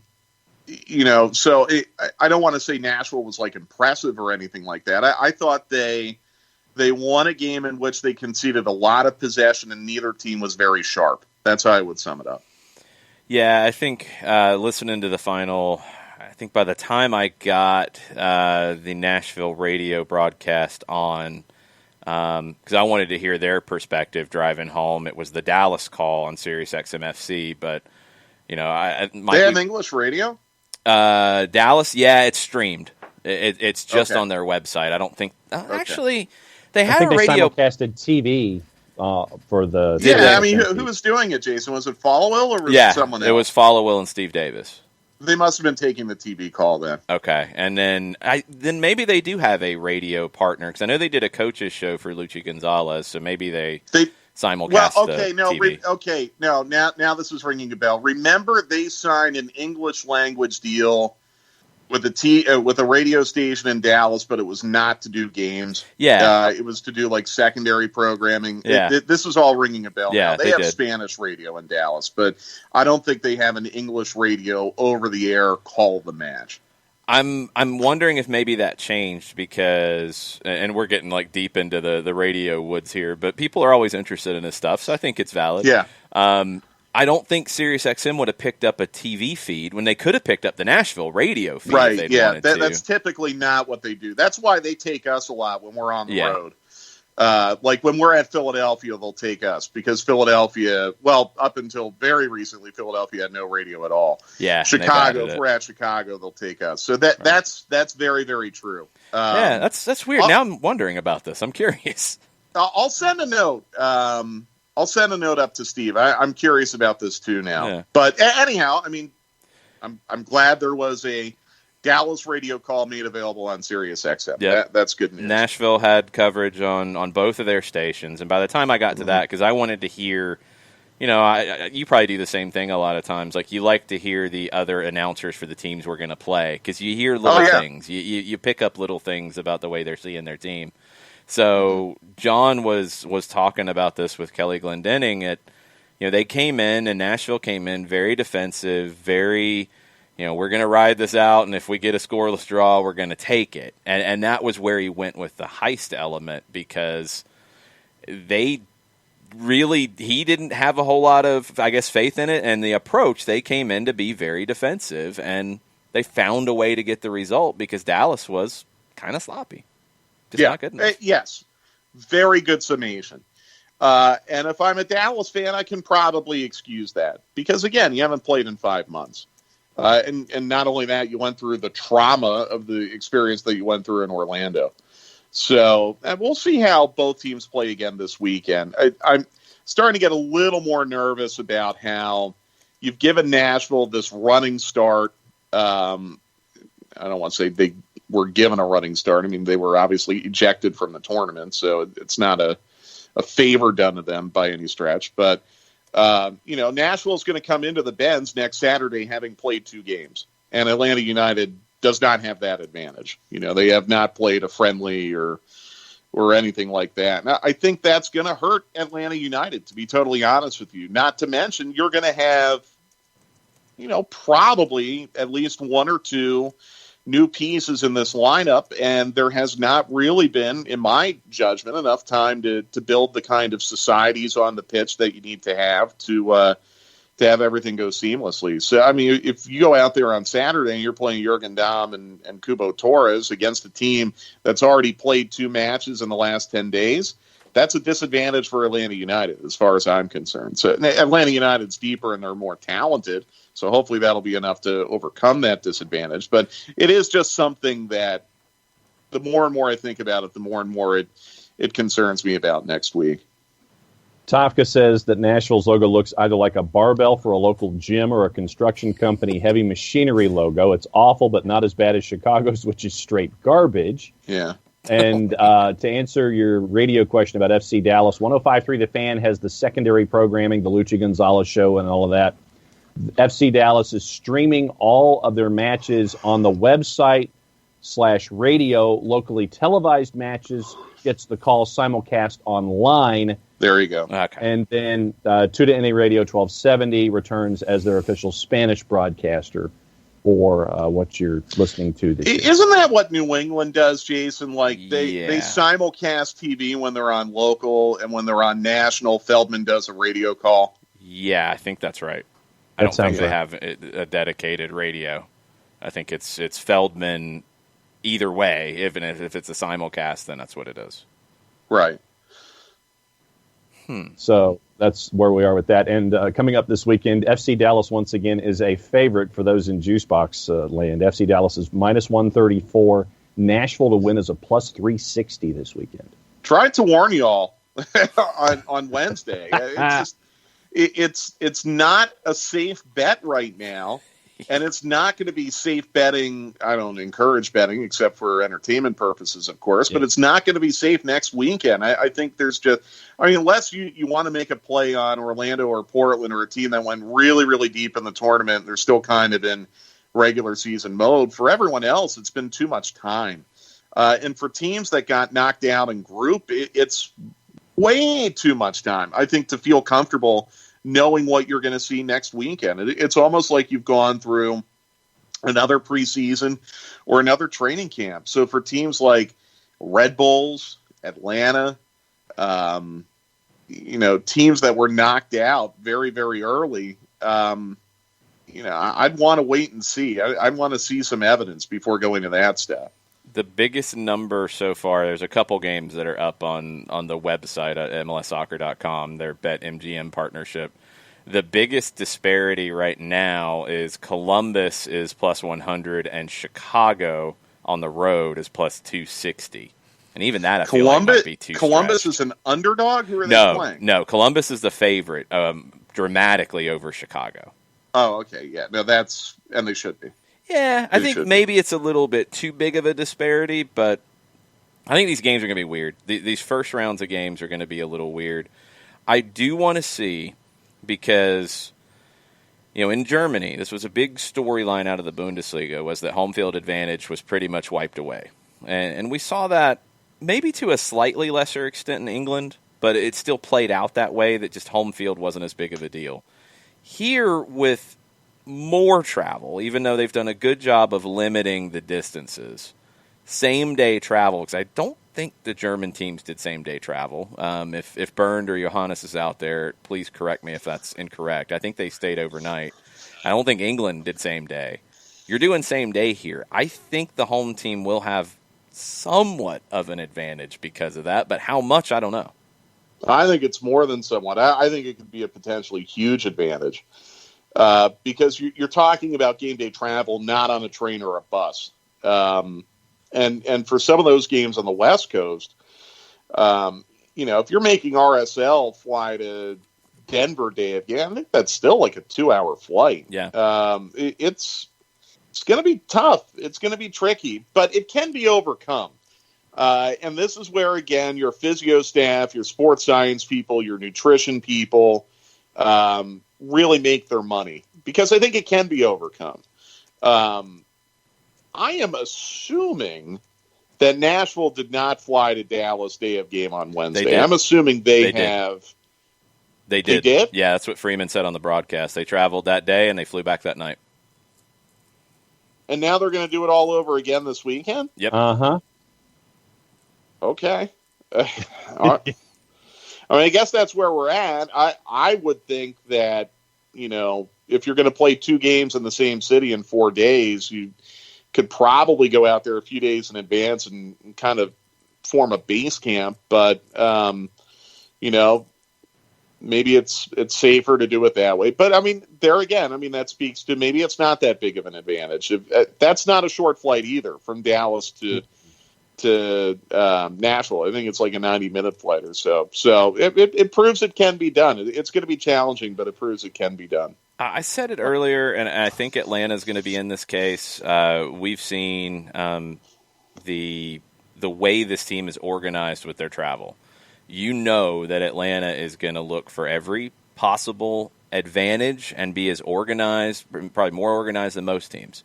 The teams that have that backroom staff that prepares and will handle this the best, because, you got to think of things like, okay, you're going to travel day of. You're going to go to Miami day of. All right, how early do you want to get in? Because you want to get the guys' legs loose, but then you got to figure out, okay, if you get in early, if you say, you know what, let's go in the morning, you got 6 hours to kill before you go to the stadium. You got to eat somewhere. You got to figure these things out. The teams that are super organized with that level of operations will find advantages here, and the teams that aren't are really going to struggle on the road in these situations. Yeah, no doubt. And I think usually when you're talking about travel, you don't want to cut it so close where you're potentially risking missing kickoff time or something like that. But the other thing is charter aircraft, and I've had this experience a lot with the Hawks and with Atlanta United. You're never delayed on a charter. You load the plane, you shut the door, and you taxi right to the runway. You get priority with air traffic control. Unless, God forbid, there's a thunderstorm at the airport you're landing at where it's not safe, you're going to get in without delay. But you also want to build those cushions just in case. I would presume, and I think we're going to find this out next Saturday, that it's going to be on the host team to pregame facilities inside their stadium for things that you're talking about, Jason. Probably. A pregame meal, pregame video. A pregame lounge in which to relax without, being in a locker stall. And that's going to be difficult at some MLS stadiums. Mm-hmm. It's not a problem here in Atlanta. It won't be a problem for New England. It won't be a problem for, Nashville, Seattle, places like that. I could see it being a big problem in San Jose. They don't have those kinds of facilities there. Columbus. It's massive problem at Columbus. Yeah. Oh, my God. Columbus, they'll have to bring in modular trailers to do things like that. It could be a problem in Miami because you're talking about a somewhat temporary venue. It is on site with all of their other facilities, so maybe they're at a point where you've got, different rooms and whatever you can use. But, yeah, it could be a problem there. Yeah, and, let's say there's a mid-scale hotel across the street from the stadium in Miami. That might not be an option. We're talking about facilities that you need to have control over. That's the issue. Yeah. So it'll be challenging. But again, this is a year full of challenges and difficulties and discomfort, and teams are just going to have to roll with it because the bigger picture is you're at least getting matches played. And in some cases in front of fans, which is, look, I know a lot of people aren't happy about it, but I do think you have to give Major League Soccer credit. To my knowledge, they are the first major North American sports league to come back with fans. Yeah, they are. I know a lot of people don't like that, but it is a true statement. And, if you were to tell me in March that MLS would be first back with fans in home markets, and that it would be as soon as August, I would have thought, wow, that's a pretty big achievement on the part of MLS. And I know it's not going to happen everywhere, but it did happen in Dallas, and it's probably going to happen a few other places. Sounds like RSL is going to do it. Sounds like Orlando is trying. They haven't got approvals yet, but they haven't been denied yet either. Yeah. So, I mean, it's the league's doing the best they can right now to get something out of this season. And, in order to do that, you're going to have some logistical discomfort like we're talking about. But there again, I like the fact that Atlanta United, they play their first 2 games, or their first game at home, and 3 of their first 4 at home. That will certainly make it a lot more comfortable. Yeah, I like the fact. I mean, we've been lucky to travel with the team and taken care of by Manny Tejada and the staff, and they will be as organized as anybody in this league and making this as comfortable for the players where all they got to do is focus on playing. 100%. And keep in mind, too, and we've enjoyed this as well, this is a huge advantage for Atlanta United. This is stuff the Falcons have done a lot, and they can lean very hard on the Falcons advanced team, the Falcons security team, travel team. They've done it before. Yep. We were with a bunch of Falcons people as recently as Mexico City. So Atlanta United does have a huge advantage that infrastructure is already in place. Spencer Treadwell, the logistics people, they do just an unbelievable job for the Falcons. And you bring on Manny Tejada, who does an unbelievable job for Atlanta United. Even though sometimes the players give him crap when the plane to Montreal is not quite big. But Manny doesn't book the planes. He just schedules the flights and buys the tickets. So that will be an advantage for Atlanta United. Teams that don't have that, I think, are really, really going to struggle. And I think you're going to see a disparity here between the teams that have invested very hard in their staff and their infrastructure and teams that do not have the financial wherewithal to do that. I think we're going to see some very visible differences once these matches resume next weekend. All right, what you grilling today? Are you worried about the weather? There you go. What's in the egg? That's the important one.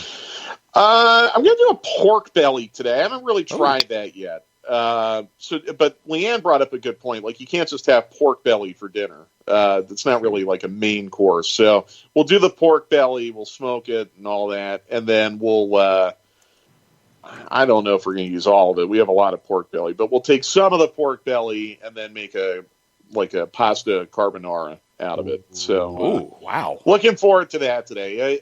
I guess it's supposed to rain, so hopefully we can smoke our way through that. Good stuff. I might have to crash your backyard for that one. That carbonara sounds really good. I don't think there's much doubt. We'll have leftovers. Good stuff. All right. Well, we'll be talking to you next week, and we'll be in match week, man. Yes, we will. Absolutely. And you get twos are at home tomorrow, right? Twos are away tomorrow. They're in Charleston. Oh, okay. We'll be doing a watch-along here on Soccer Down Here, though, on Twitch. Well, I might have to join you for that. Yeah, there we go. There you go. All right, guys. Take care. Cool. Have a good one, Mike. All right, make sure you're following him, Mike Conti929 on the Twitters. Lots of conversation in. God, y'all keep coming up with new names, and I can't even keep up with what they are. The touch line, the technical area. I mean, it just keeps coming. Whatever, nothing is stuck with. And yes, that was the breaking news. We'll be doing a watch along during the Atlanta United 2 game tomorrow. Hopefully, a better result in Charleston this time around. We will see how that one goes. We'll see where the fitness level is. Jackson Conway's been dealing with a foot injury. Wasn't even 45 minutes fit on Wednesday. Is he going to be further along? Mackie Jope did go 90, but Mackie was coming off of a leg injury. Is he going to be able to go 90 again this quickly? And will we potentially see Patrick Nielsen or somebody else on the back line? Yeah. We talked about just the mechanics of all of that yesterday. And are you going to have to make a decision on a George Campbell or a Lawrence Wyke that you're going to have them play in USL for an extended period of time as opposed to being on the MLS roster? And as we've talked about all the different permutations, maybe Lawrence Wyke makes the most sense because he's in an international slot, and that would open that up. It doesn't open up a senior roster slot, but it opens up an international slot if he comes back to the twos to play and give you that extra center back, especially if Nielsen's out for any period of time. Some questions to clean up here. Turner Kirby said, what would it take to make an Atlanta United radio network like what the Falcons and Braves have, but obviously not as expansive? Personnel, really. I mean, it takes a buy-in from stations as well, but with the Falcons network, you have something to obviously bounce back on, and you have the same, broadcast leadership with the Falcons. You have the same flagship station in 92.9, so there's a lot of infrastructure already there. But it's not just as simple as making a feed available and people picking it up. There's a lot of different stuff to it. We have talked about it. We have explored it. We really want to do it. It's just figuring out the resources to make it happen and expanding it a little bit. I think in a normal going into a new year, it would have been maybe 50-50 or maybe 60-40 that it could have happened for next year.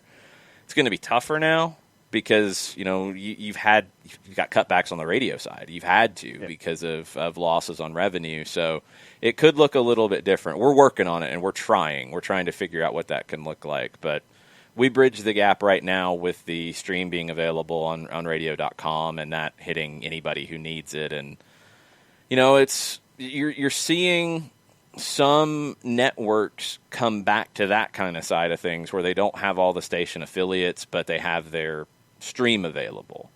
We're lucky in that the stream is available all over. There's no blocking on it. There's no blackout area or anything like that. So we will see how this evolves. I hope that MLS takes radio seriously. I think we're seeing some more radio additions this year, which is really good. Philadelphia being online with radio is awesome.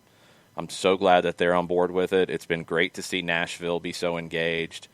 I don't exactly know what Miami's ended up doing. Things got slowed down because of the pandemic on their end with local TV and radio, so I don't know how that's going to happen exactly. I know Charlotte has been inquiring about what we've done, so they're interested, and they could be looking at it. There's an intercom station in Charlotte that's been interested. I hope to see more. I hope St. Louis has it straight out of the gates. It's been good to see Minnesota expand their radio platform. It's vital.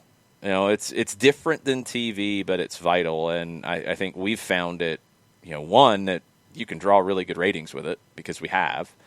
It can boost your overall station, which it has. The ratings are better than they were before the team arrived.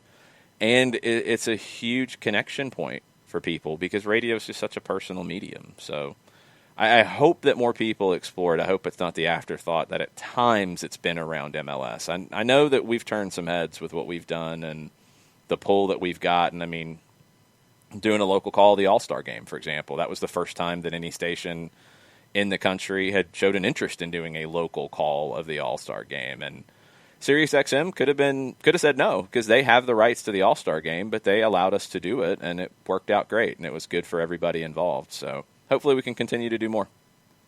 A couple things on Twitter before we head into the other news that's on the sheet and Twitch and what's going on the Twitch pitch in the supporters section, I guess. It's anything, all of the above. Anything and everything, all the above. Tafka's just saying call St. Louis City the Archers for short. You could do that. That could happen. I mean, not us to call it. It's going to be down to St. Louis and their supporters to do it. But, yeah, that could absolutely work. That's easy. I kind of like it. And Stephen Goff puts word out about an hour ago that Canadian Youth International Gabriel Pellegrino from the Toronto FC Academy has signed with Freiburg. Age 16 midfielder had also trained with Barca and Porto, received a TFC homegrown offer. Seeing that, Tafka says, in light of the Morales signing by Atlanta United, this is a big black eye for Toronto, in my opinion. Ouch.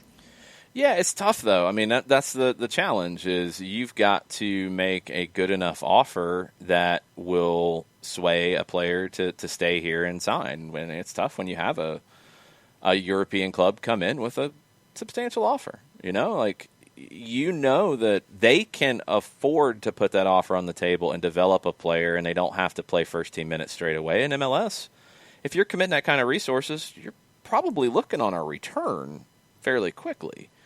And it's a tough balance. I do think the Efrain Morales deal was at least partially influenced by the attention that he got from Manchester United. It has to be. You don't want to lose players for nothing. You can't afford to do that. So you sign Morales, who just turned 16 fairly recently, and you've got a U17 Youth International. You've got a player who's been on the radar of a Manchester United. You've got him under contract, so you're going to get a return when that time comes because you're expecting that time to come. That's how you have to start thinking about it, and you're going to have to commit those resources. And those resources right now would come at the expense of others. So that balance is really difficult because for some teams, they don't have the same level of resources. They just don't. So they have to pick a little bit more of how they handle this and what they do and how this looks. It's going to be fascinating to see how it plays out. What is on the Twitch element of things? What's going on in the timeline? Lots of stuff. Atlanta Phoenix asked about Canadian teams having fans in the stands when they return to play on Tuesday night. I have not seen a designation on that any which way. I haven't seen either way. I'm going to lean no because they've been very restrictive, and they've had good success with being very restrictive, and I don't think they're ready to back off of that just yet. So stay tuned, but I have not seen anything about that just yet. Turner asked about updates on the U.S. Open Cup, USSF local radio deal with the Open Cup games that we were not allowed to do last year. If there was one, I didn't get it because we just hadn't gotten to that point yet. We were still, I think, about a couple months away from an Open Cup game when everything did stop. So I hope there will be, but I have not seen anything yet about it. Turner also shared in the Twitch chat, I've been talking about wanting to see a study about what the close contact situation will be in American football, because we've seen that in multiple different countries in Europe about close contact, that CDC definition of being around somebody within 6 feet without a mask, obviously, without socially distancing, for 15 minutes at a time, and it rarely happens in soccer. And I would assume that it rarely happens in basketball because of the nature of the game. Football was the one that you had a question with. And this is coming out of Miami, University of Miami, if I'm scanning back through it as we're going. Yes, University of Miami President Julio Frank spoke. They had 0 positive tests in the last 3 rounds of testing. And one important thing is that they're being very data-driven. This is from the interview. It's paraphrased. Manny Diaz, their coach, did an analysis on contact during football practice, studied pre-pandemic practices, and measured time individual players were within 6 feet of one another. And went through over about half a game's worth of snaps with no extra precautions. The highest contact was offensive linemen with one another. That was where it got to over 3 minutes. Offensive linemen with defensive tackles, 252. And it got less as you went down. The only other one over 2 minutes was defensive ends with offensive tackles. So, I think there were people talking about corners and wide receivers. It's small. Everything else was less than a minute. That stuff is very important. Virginia Tech repeated the study using last fall's practices, found similar results. Manny Diaz shared that data with the ACC. That could be influencing the ACC's decision-making. I would assume that it is. That's good, because that's something that I've been wondering if that would happen and if we'd get those studies. I'm glad that those studies are starting to be done. You probably need some independent studies to take it to the next level. But that's a good starting point, because I honestly haven't known. I mean, it's not something you ever thought of before. But that linemen are going to be around each other a good bit. And I would assume that even that level of contact with offensive linemen with one another and offensive linemen with defensive linemen is probably more than most soccer players in a game. So we'll see. It's a step in the right direction that now we're starting to get data-driven about that. And that's going to be the key with all of this in sports is you've got to be data-driven. You've got to be vigilant. You've got to have all the proper protocols in the way you're practicing because you've got far more issues, and this backs it up. You've got far more issues with spread within your own team than spread with an opponent. And that's why the Big Ten's idea of not playing games but allowing practices to continue as normal is insanity to me. Yeah. Because the issue was never as worrisome about the games part of it. It's the practices. That's where you've seen the spreads. You've seen the spreads within teams. Adam from 816 is saying, I thought the NCAA said 30 snaps lined up across from each other is considered close contact. I don't know, and that's the question. I've wondered what that is. You've got now coaches doing data-driven study. Okay, they're also going to be a little bit biased, so you need somebody independent. The NCAA should be that, but they haven't been. I had not heard that, Adam, so I'd like to see more of that for sure. But the idea, either way, of allowing practices is bonkers to me. That defeats the whole purpose. News out of Sportsnet. You wondered about the Canadian update with fans. Yes. Sportsnet yesterday. Toronto and Vancouver said their games will be played behind closed doors. Montreal made no mention of fans in their news release. Quebec currently allows gatherings of 250 people. Okay. Ooh, this is good. I did not know this was set with a date yet. This does get this one.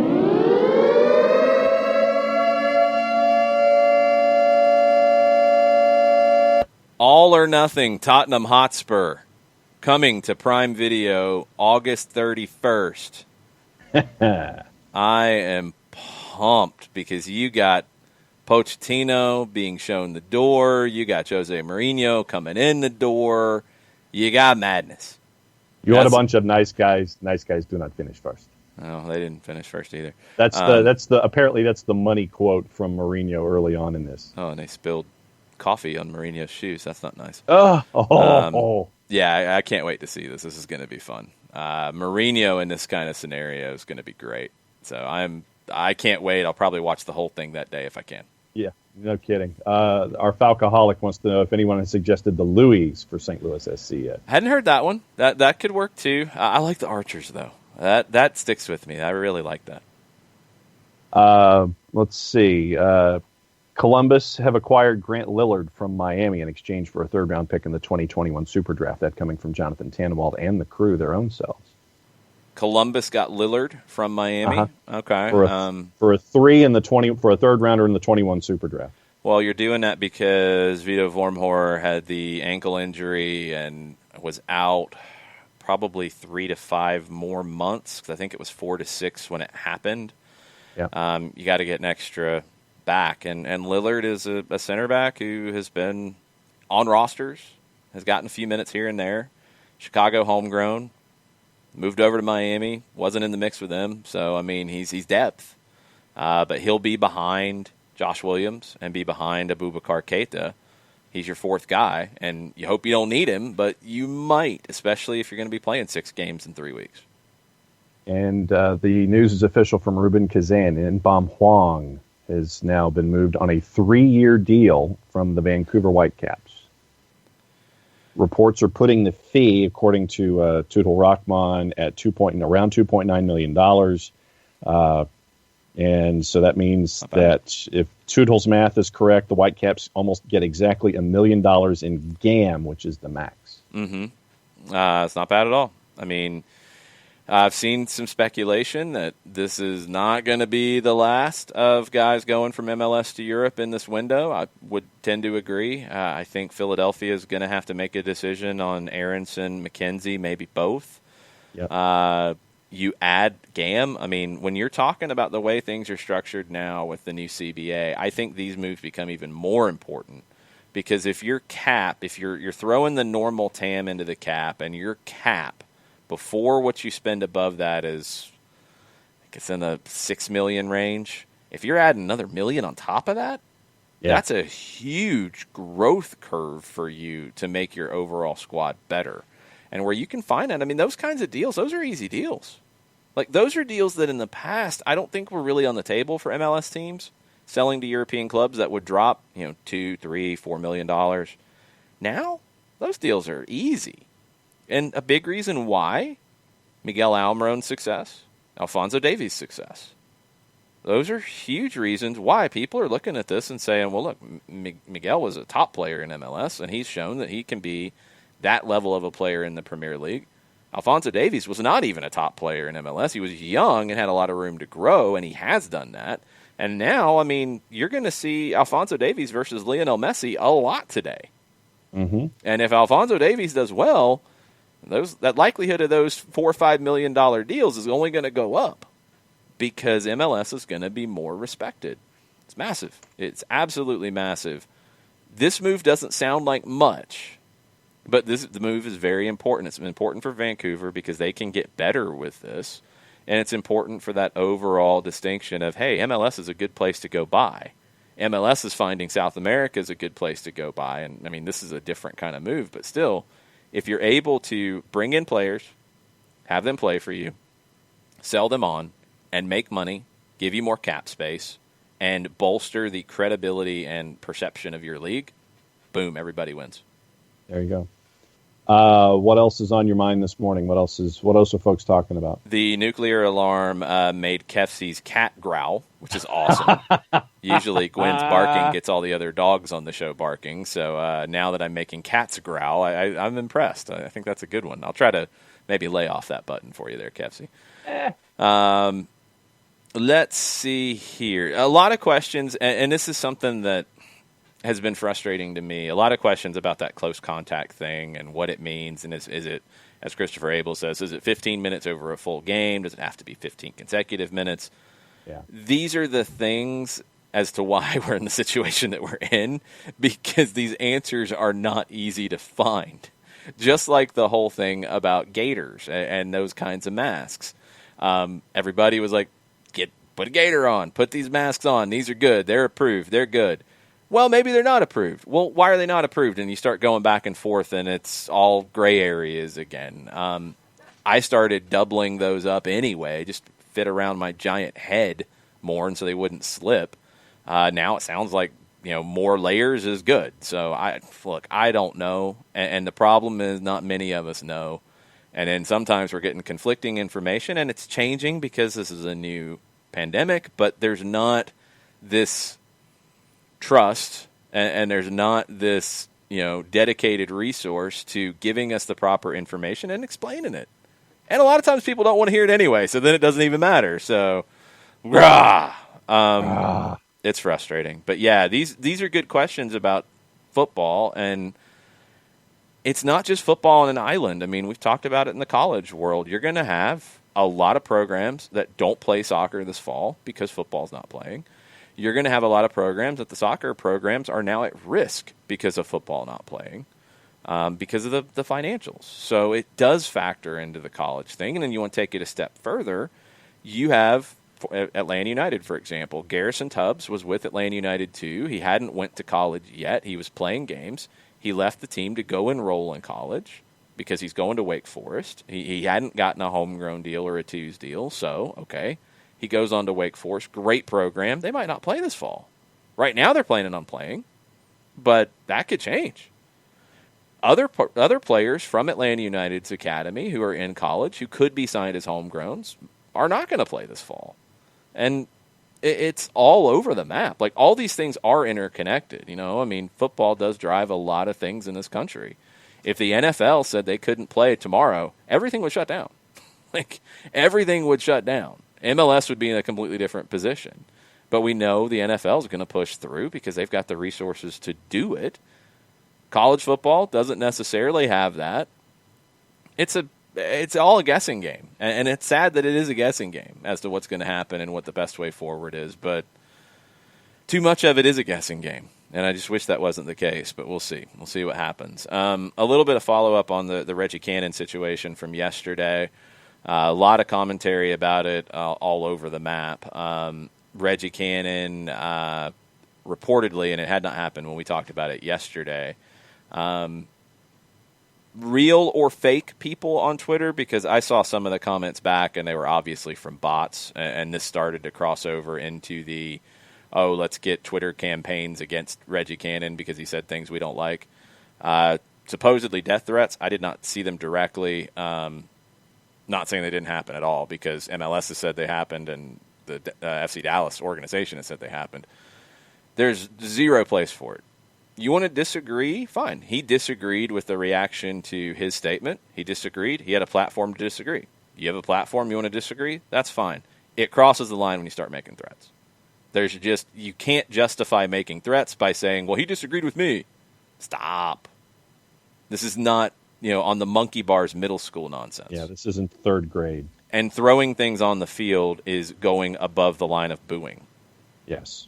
And he can call people out for booing, just like they can call him out by booing. Okay. He can say he doesn't like that. That's fine. All that is fine. Throwing things, crossing the line. Threats, crossing the line. You can't have the I'm right because I can express my opinion when you are threatening people and you are throwing things at them. No. You've lost that. You've lost the high ground here when you go down that road. So, full respect to Reggie Cannon for standing up for what he believes in. And if you disagree, you disagree.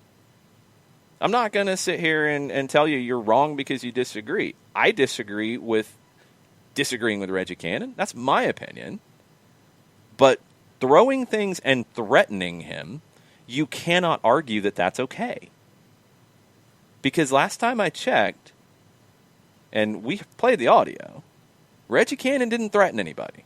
Mm-mm. Reggie Cannon didn't throw anything at anybody. If he said something you disagree with, fine. Disagree. Make your case. Fine. But you can't respond to somebody who is calling out your disagreement with throwing things at them. People threw things on the field during this. And you can't respond by making online threats. That is not the same conversation. That is changing it.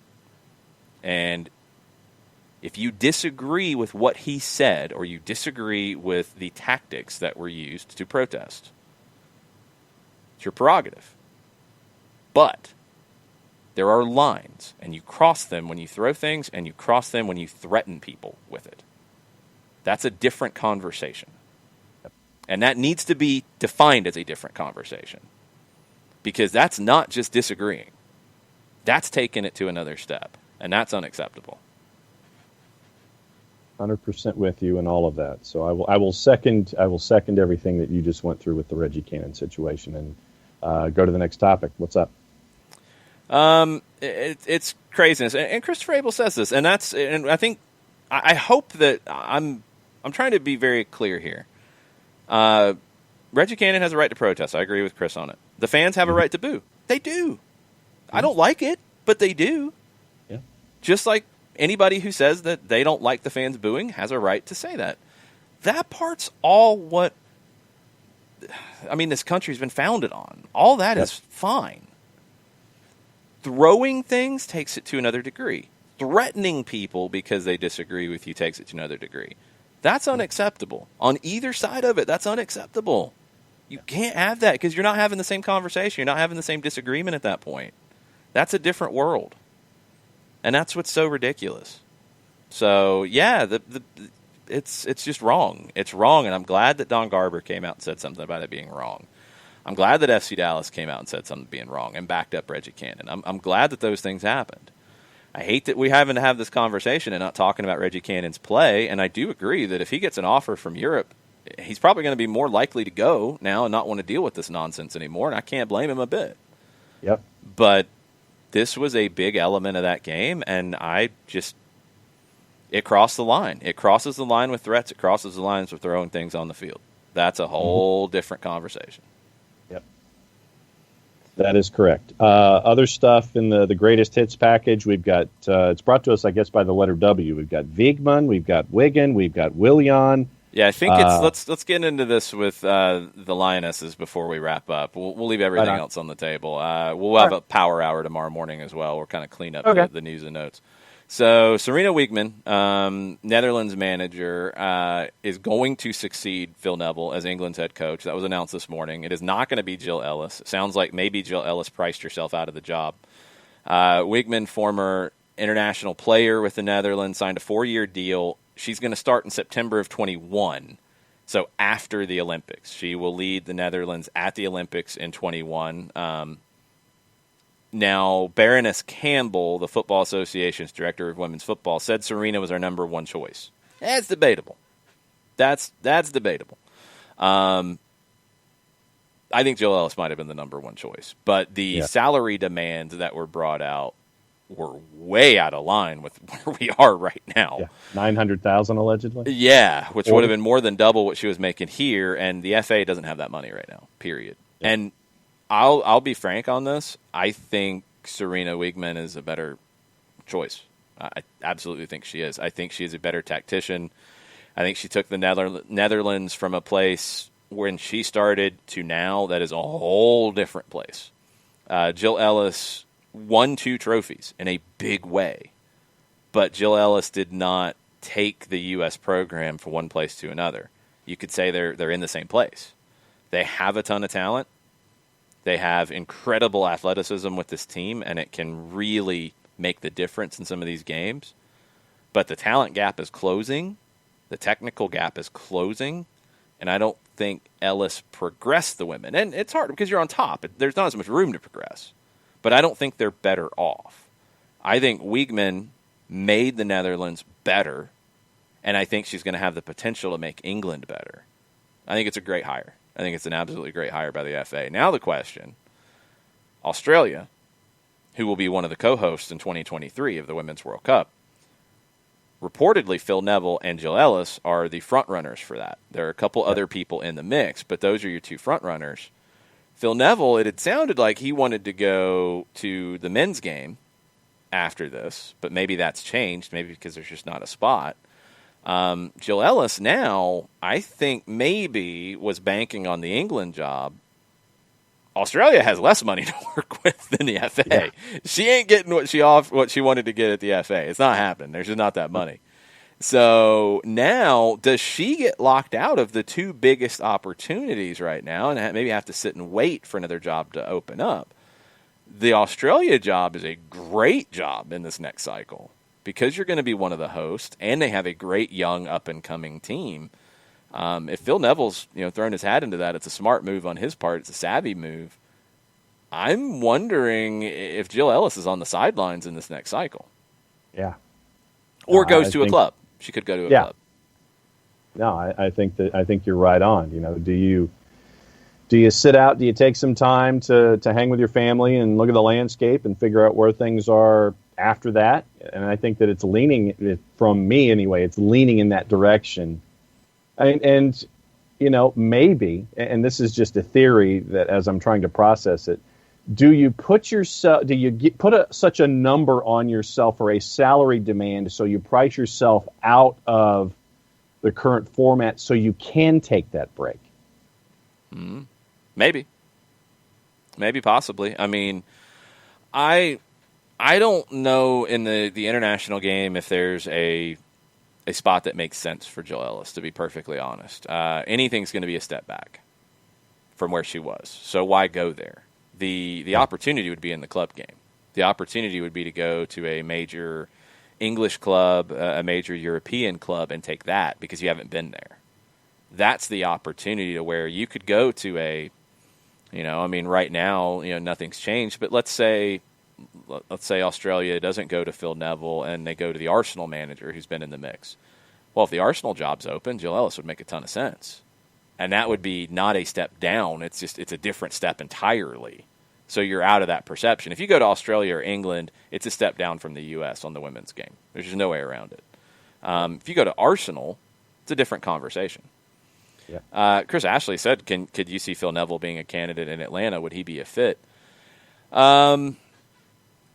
Tactically and just stylistically, yeah, he could be a fit. It'd be a really different conversation because, we haven't seen him with a major men's job. Can happen. Personality-wise, I think would be the hardest fit. I think Phil Neville did a good job with England. I think he took a lot of unfair criticism because he made some really stupid comments about women's roles in society before he got hired. And he was maybe not the smartest in the way dealing with the press at times during the job. I think he turned people against him at times. But on the field, he elevated the English program. They got better. Could he make that move into a men's program? Absolutely. Could he be a good fit in Major League Soccer? He could. I don't know if his personality and the way he deals with the media would be a fit here. I think he might be a little too abrasive. But maybe he learns from that. Maybe he's changed. I don't know. It'd be a move that we've never seen. So it's even hard to put, how good of a fit. It's really hard to say because outside of John Herdman going from the women's team in Canada to the men's team in Canada, we haven't seen anything like this in a while. I mean, I know it's happened other places, but I can't think of examples to give you. It'd be fascinating. He'd have to win the interview. He'd have to just kill it in the interview and absolutely convince people that it would be the case. Chris asked the other way, would Jill Ellis go to the men's game to Atlanta?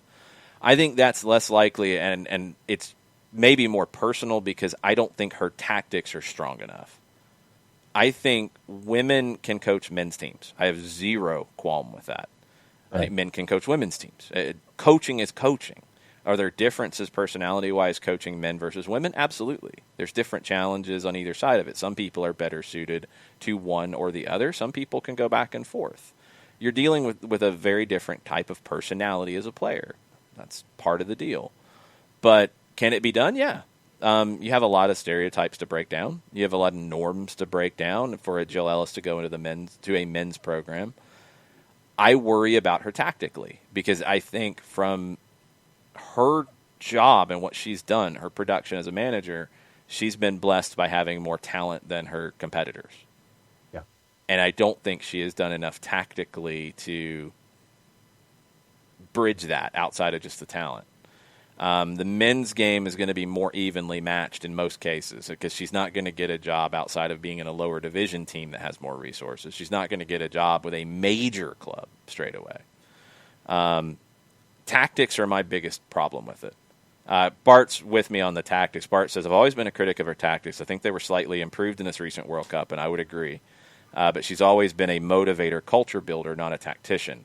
I think that would hurt her in the men's game because I think that's going to be something that a woman who goes into the men's game is going to have to show the players straight out of the gate. The motivation, the culture side will be very important as well. But they've got to show unfairly, maybe, and I don't have a problem with saying that, unfairly so. They've got to show that they are above and beyond from a coaching perspective, from a tactical perspective. And I don't think Jill Ellis is that. I think her best job would be when a major European club opens up, and it could be Arsenal, could be a Real Madrid. I thought Real Madrid should have went for her straight away as a big splash. A big major club that wants to either hire her because they have an established women's program or a club that wants to be more established on the women's side should hire her. That would be her best fit. It'd be the most money. It'd be the smartest move for her. Going into the men's game, I don't think she's the person for it. I think there are people who could go down that road. I don't think she's the one. I think tactically she would have more problems there. Breaking news sounder, please. Oh, well, you could have said something. No, I'll let you finish your sentence. But if it's breaking news, it needs to be broken. That's the point. Breaking news, John Nelson. Philadelphia Union, this is from Tom Bogert. Philadelphia Union has signed Paxton Aronson to a homegrown deal. Sources tell MLSsoccer.com. Paxton, 16, is the younger brother of Union rising star Brendan Aronson, made his USL debut last month, attacking midfielder for the Union. No shock there. Also, Stephen Goff, and he had talked about this before, Emmanuel Boateng will be leaving DC United, heading over to Columbus for Axel Schuberg. So that makes a little more sense with the Grant Lillard deal as well. Schuberg, they signed him, and then they didn't really look at him. They loaned him out. DC needs center back depth in the worst way. They've got like 3. Now they've got 4. Schuberg is a former best 11 guy in this league, 2016 with Colorado. He's different. He's huge. He's 17 feet tall. No, he's like 6'6", but it feels like he's 17 feet tall at times. That can limit him a little bit with the ball at his feet. But Boateng for Schuberg, you're moving your reserve pieces around a little bit. That's a good move for DC. And now Columbus gets somebody in Lillard that I'm assuming they're thinking fits better with the first team replacing Vormhor than Schuberg would have. Yeah. So there you go. Shiva with a good point. Jill Ellis could be the first manager for the Atlanta United women's team. And there you go. That would be a very bold move. I do think tactically we're still having the same conversation because the women's game has gotten far more tactical than it used to be. Gwen got upset about the emergency sounder on the TV. She hates those things. She gets very upset. Well, and then you can also ask Sydney LaRue about how much of a people manager Jill Ellis. Well, I'm also Sydney LaRue is not somebody who holds back about anything, and Sydney LaRue is somebody who is outside the picture and is not a starter for the U.S. women's national team right now, and I don't think she would have been. I mean, she's not when she's in the group. She has had 2 kids, and that has probably changed her role as well, but I don't think she would have been anyway.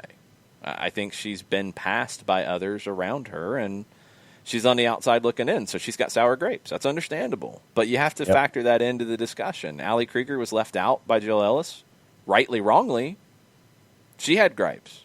She was left out. Of course she's going to have gripes.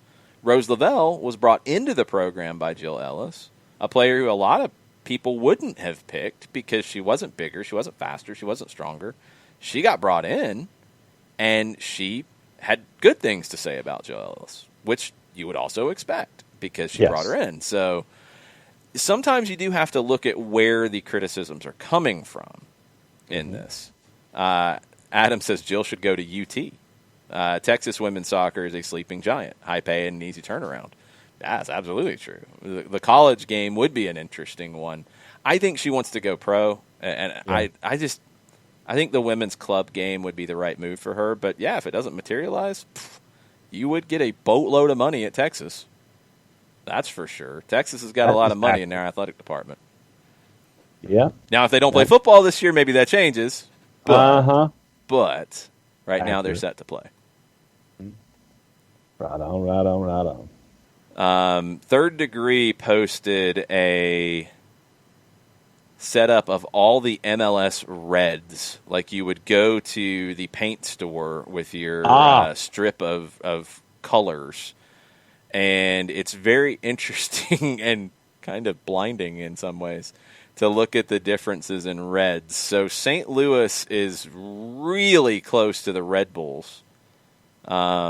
Yeah, it's off to the right-hand side. Lighter than Dallas. I mean, it's not a straight line, but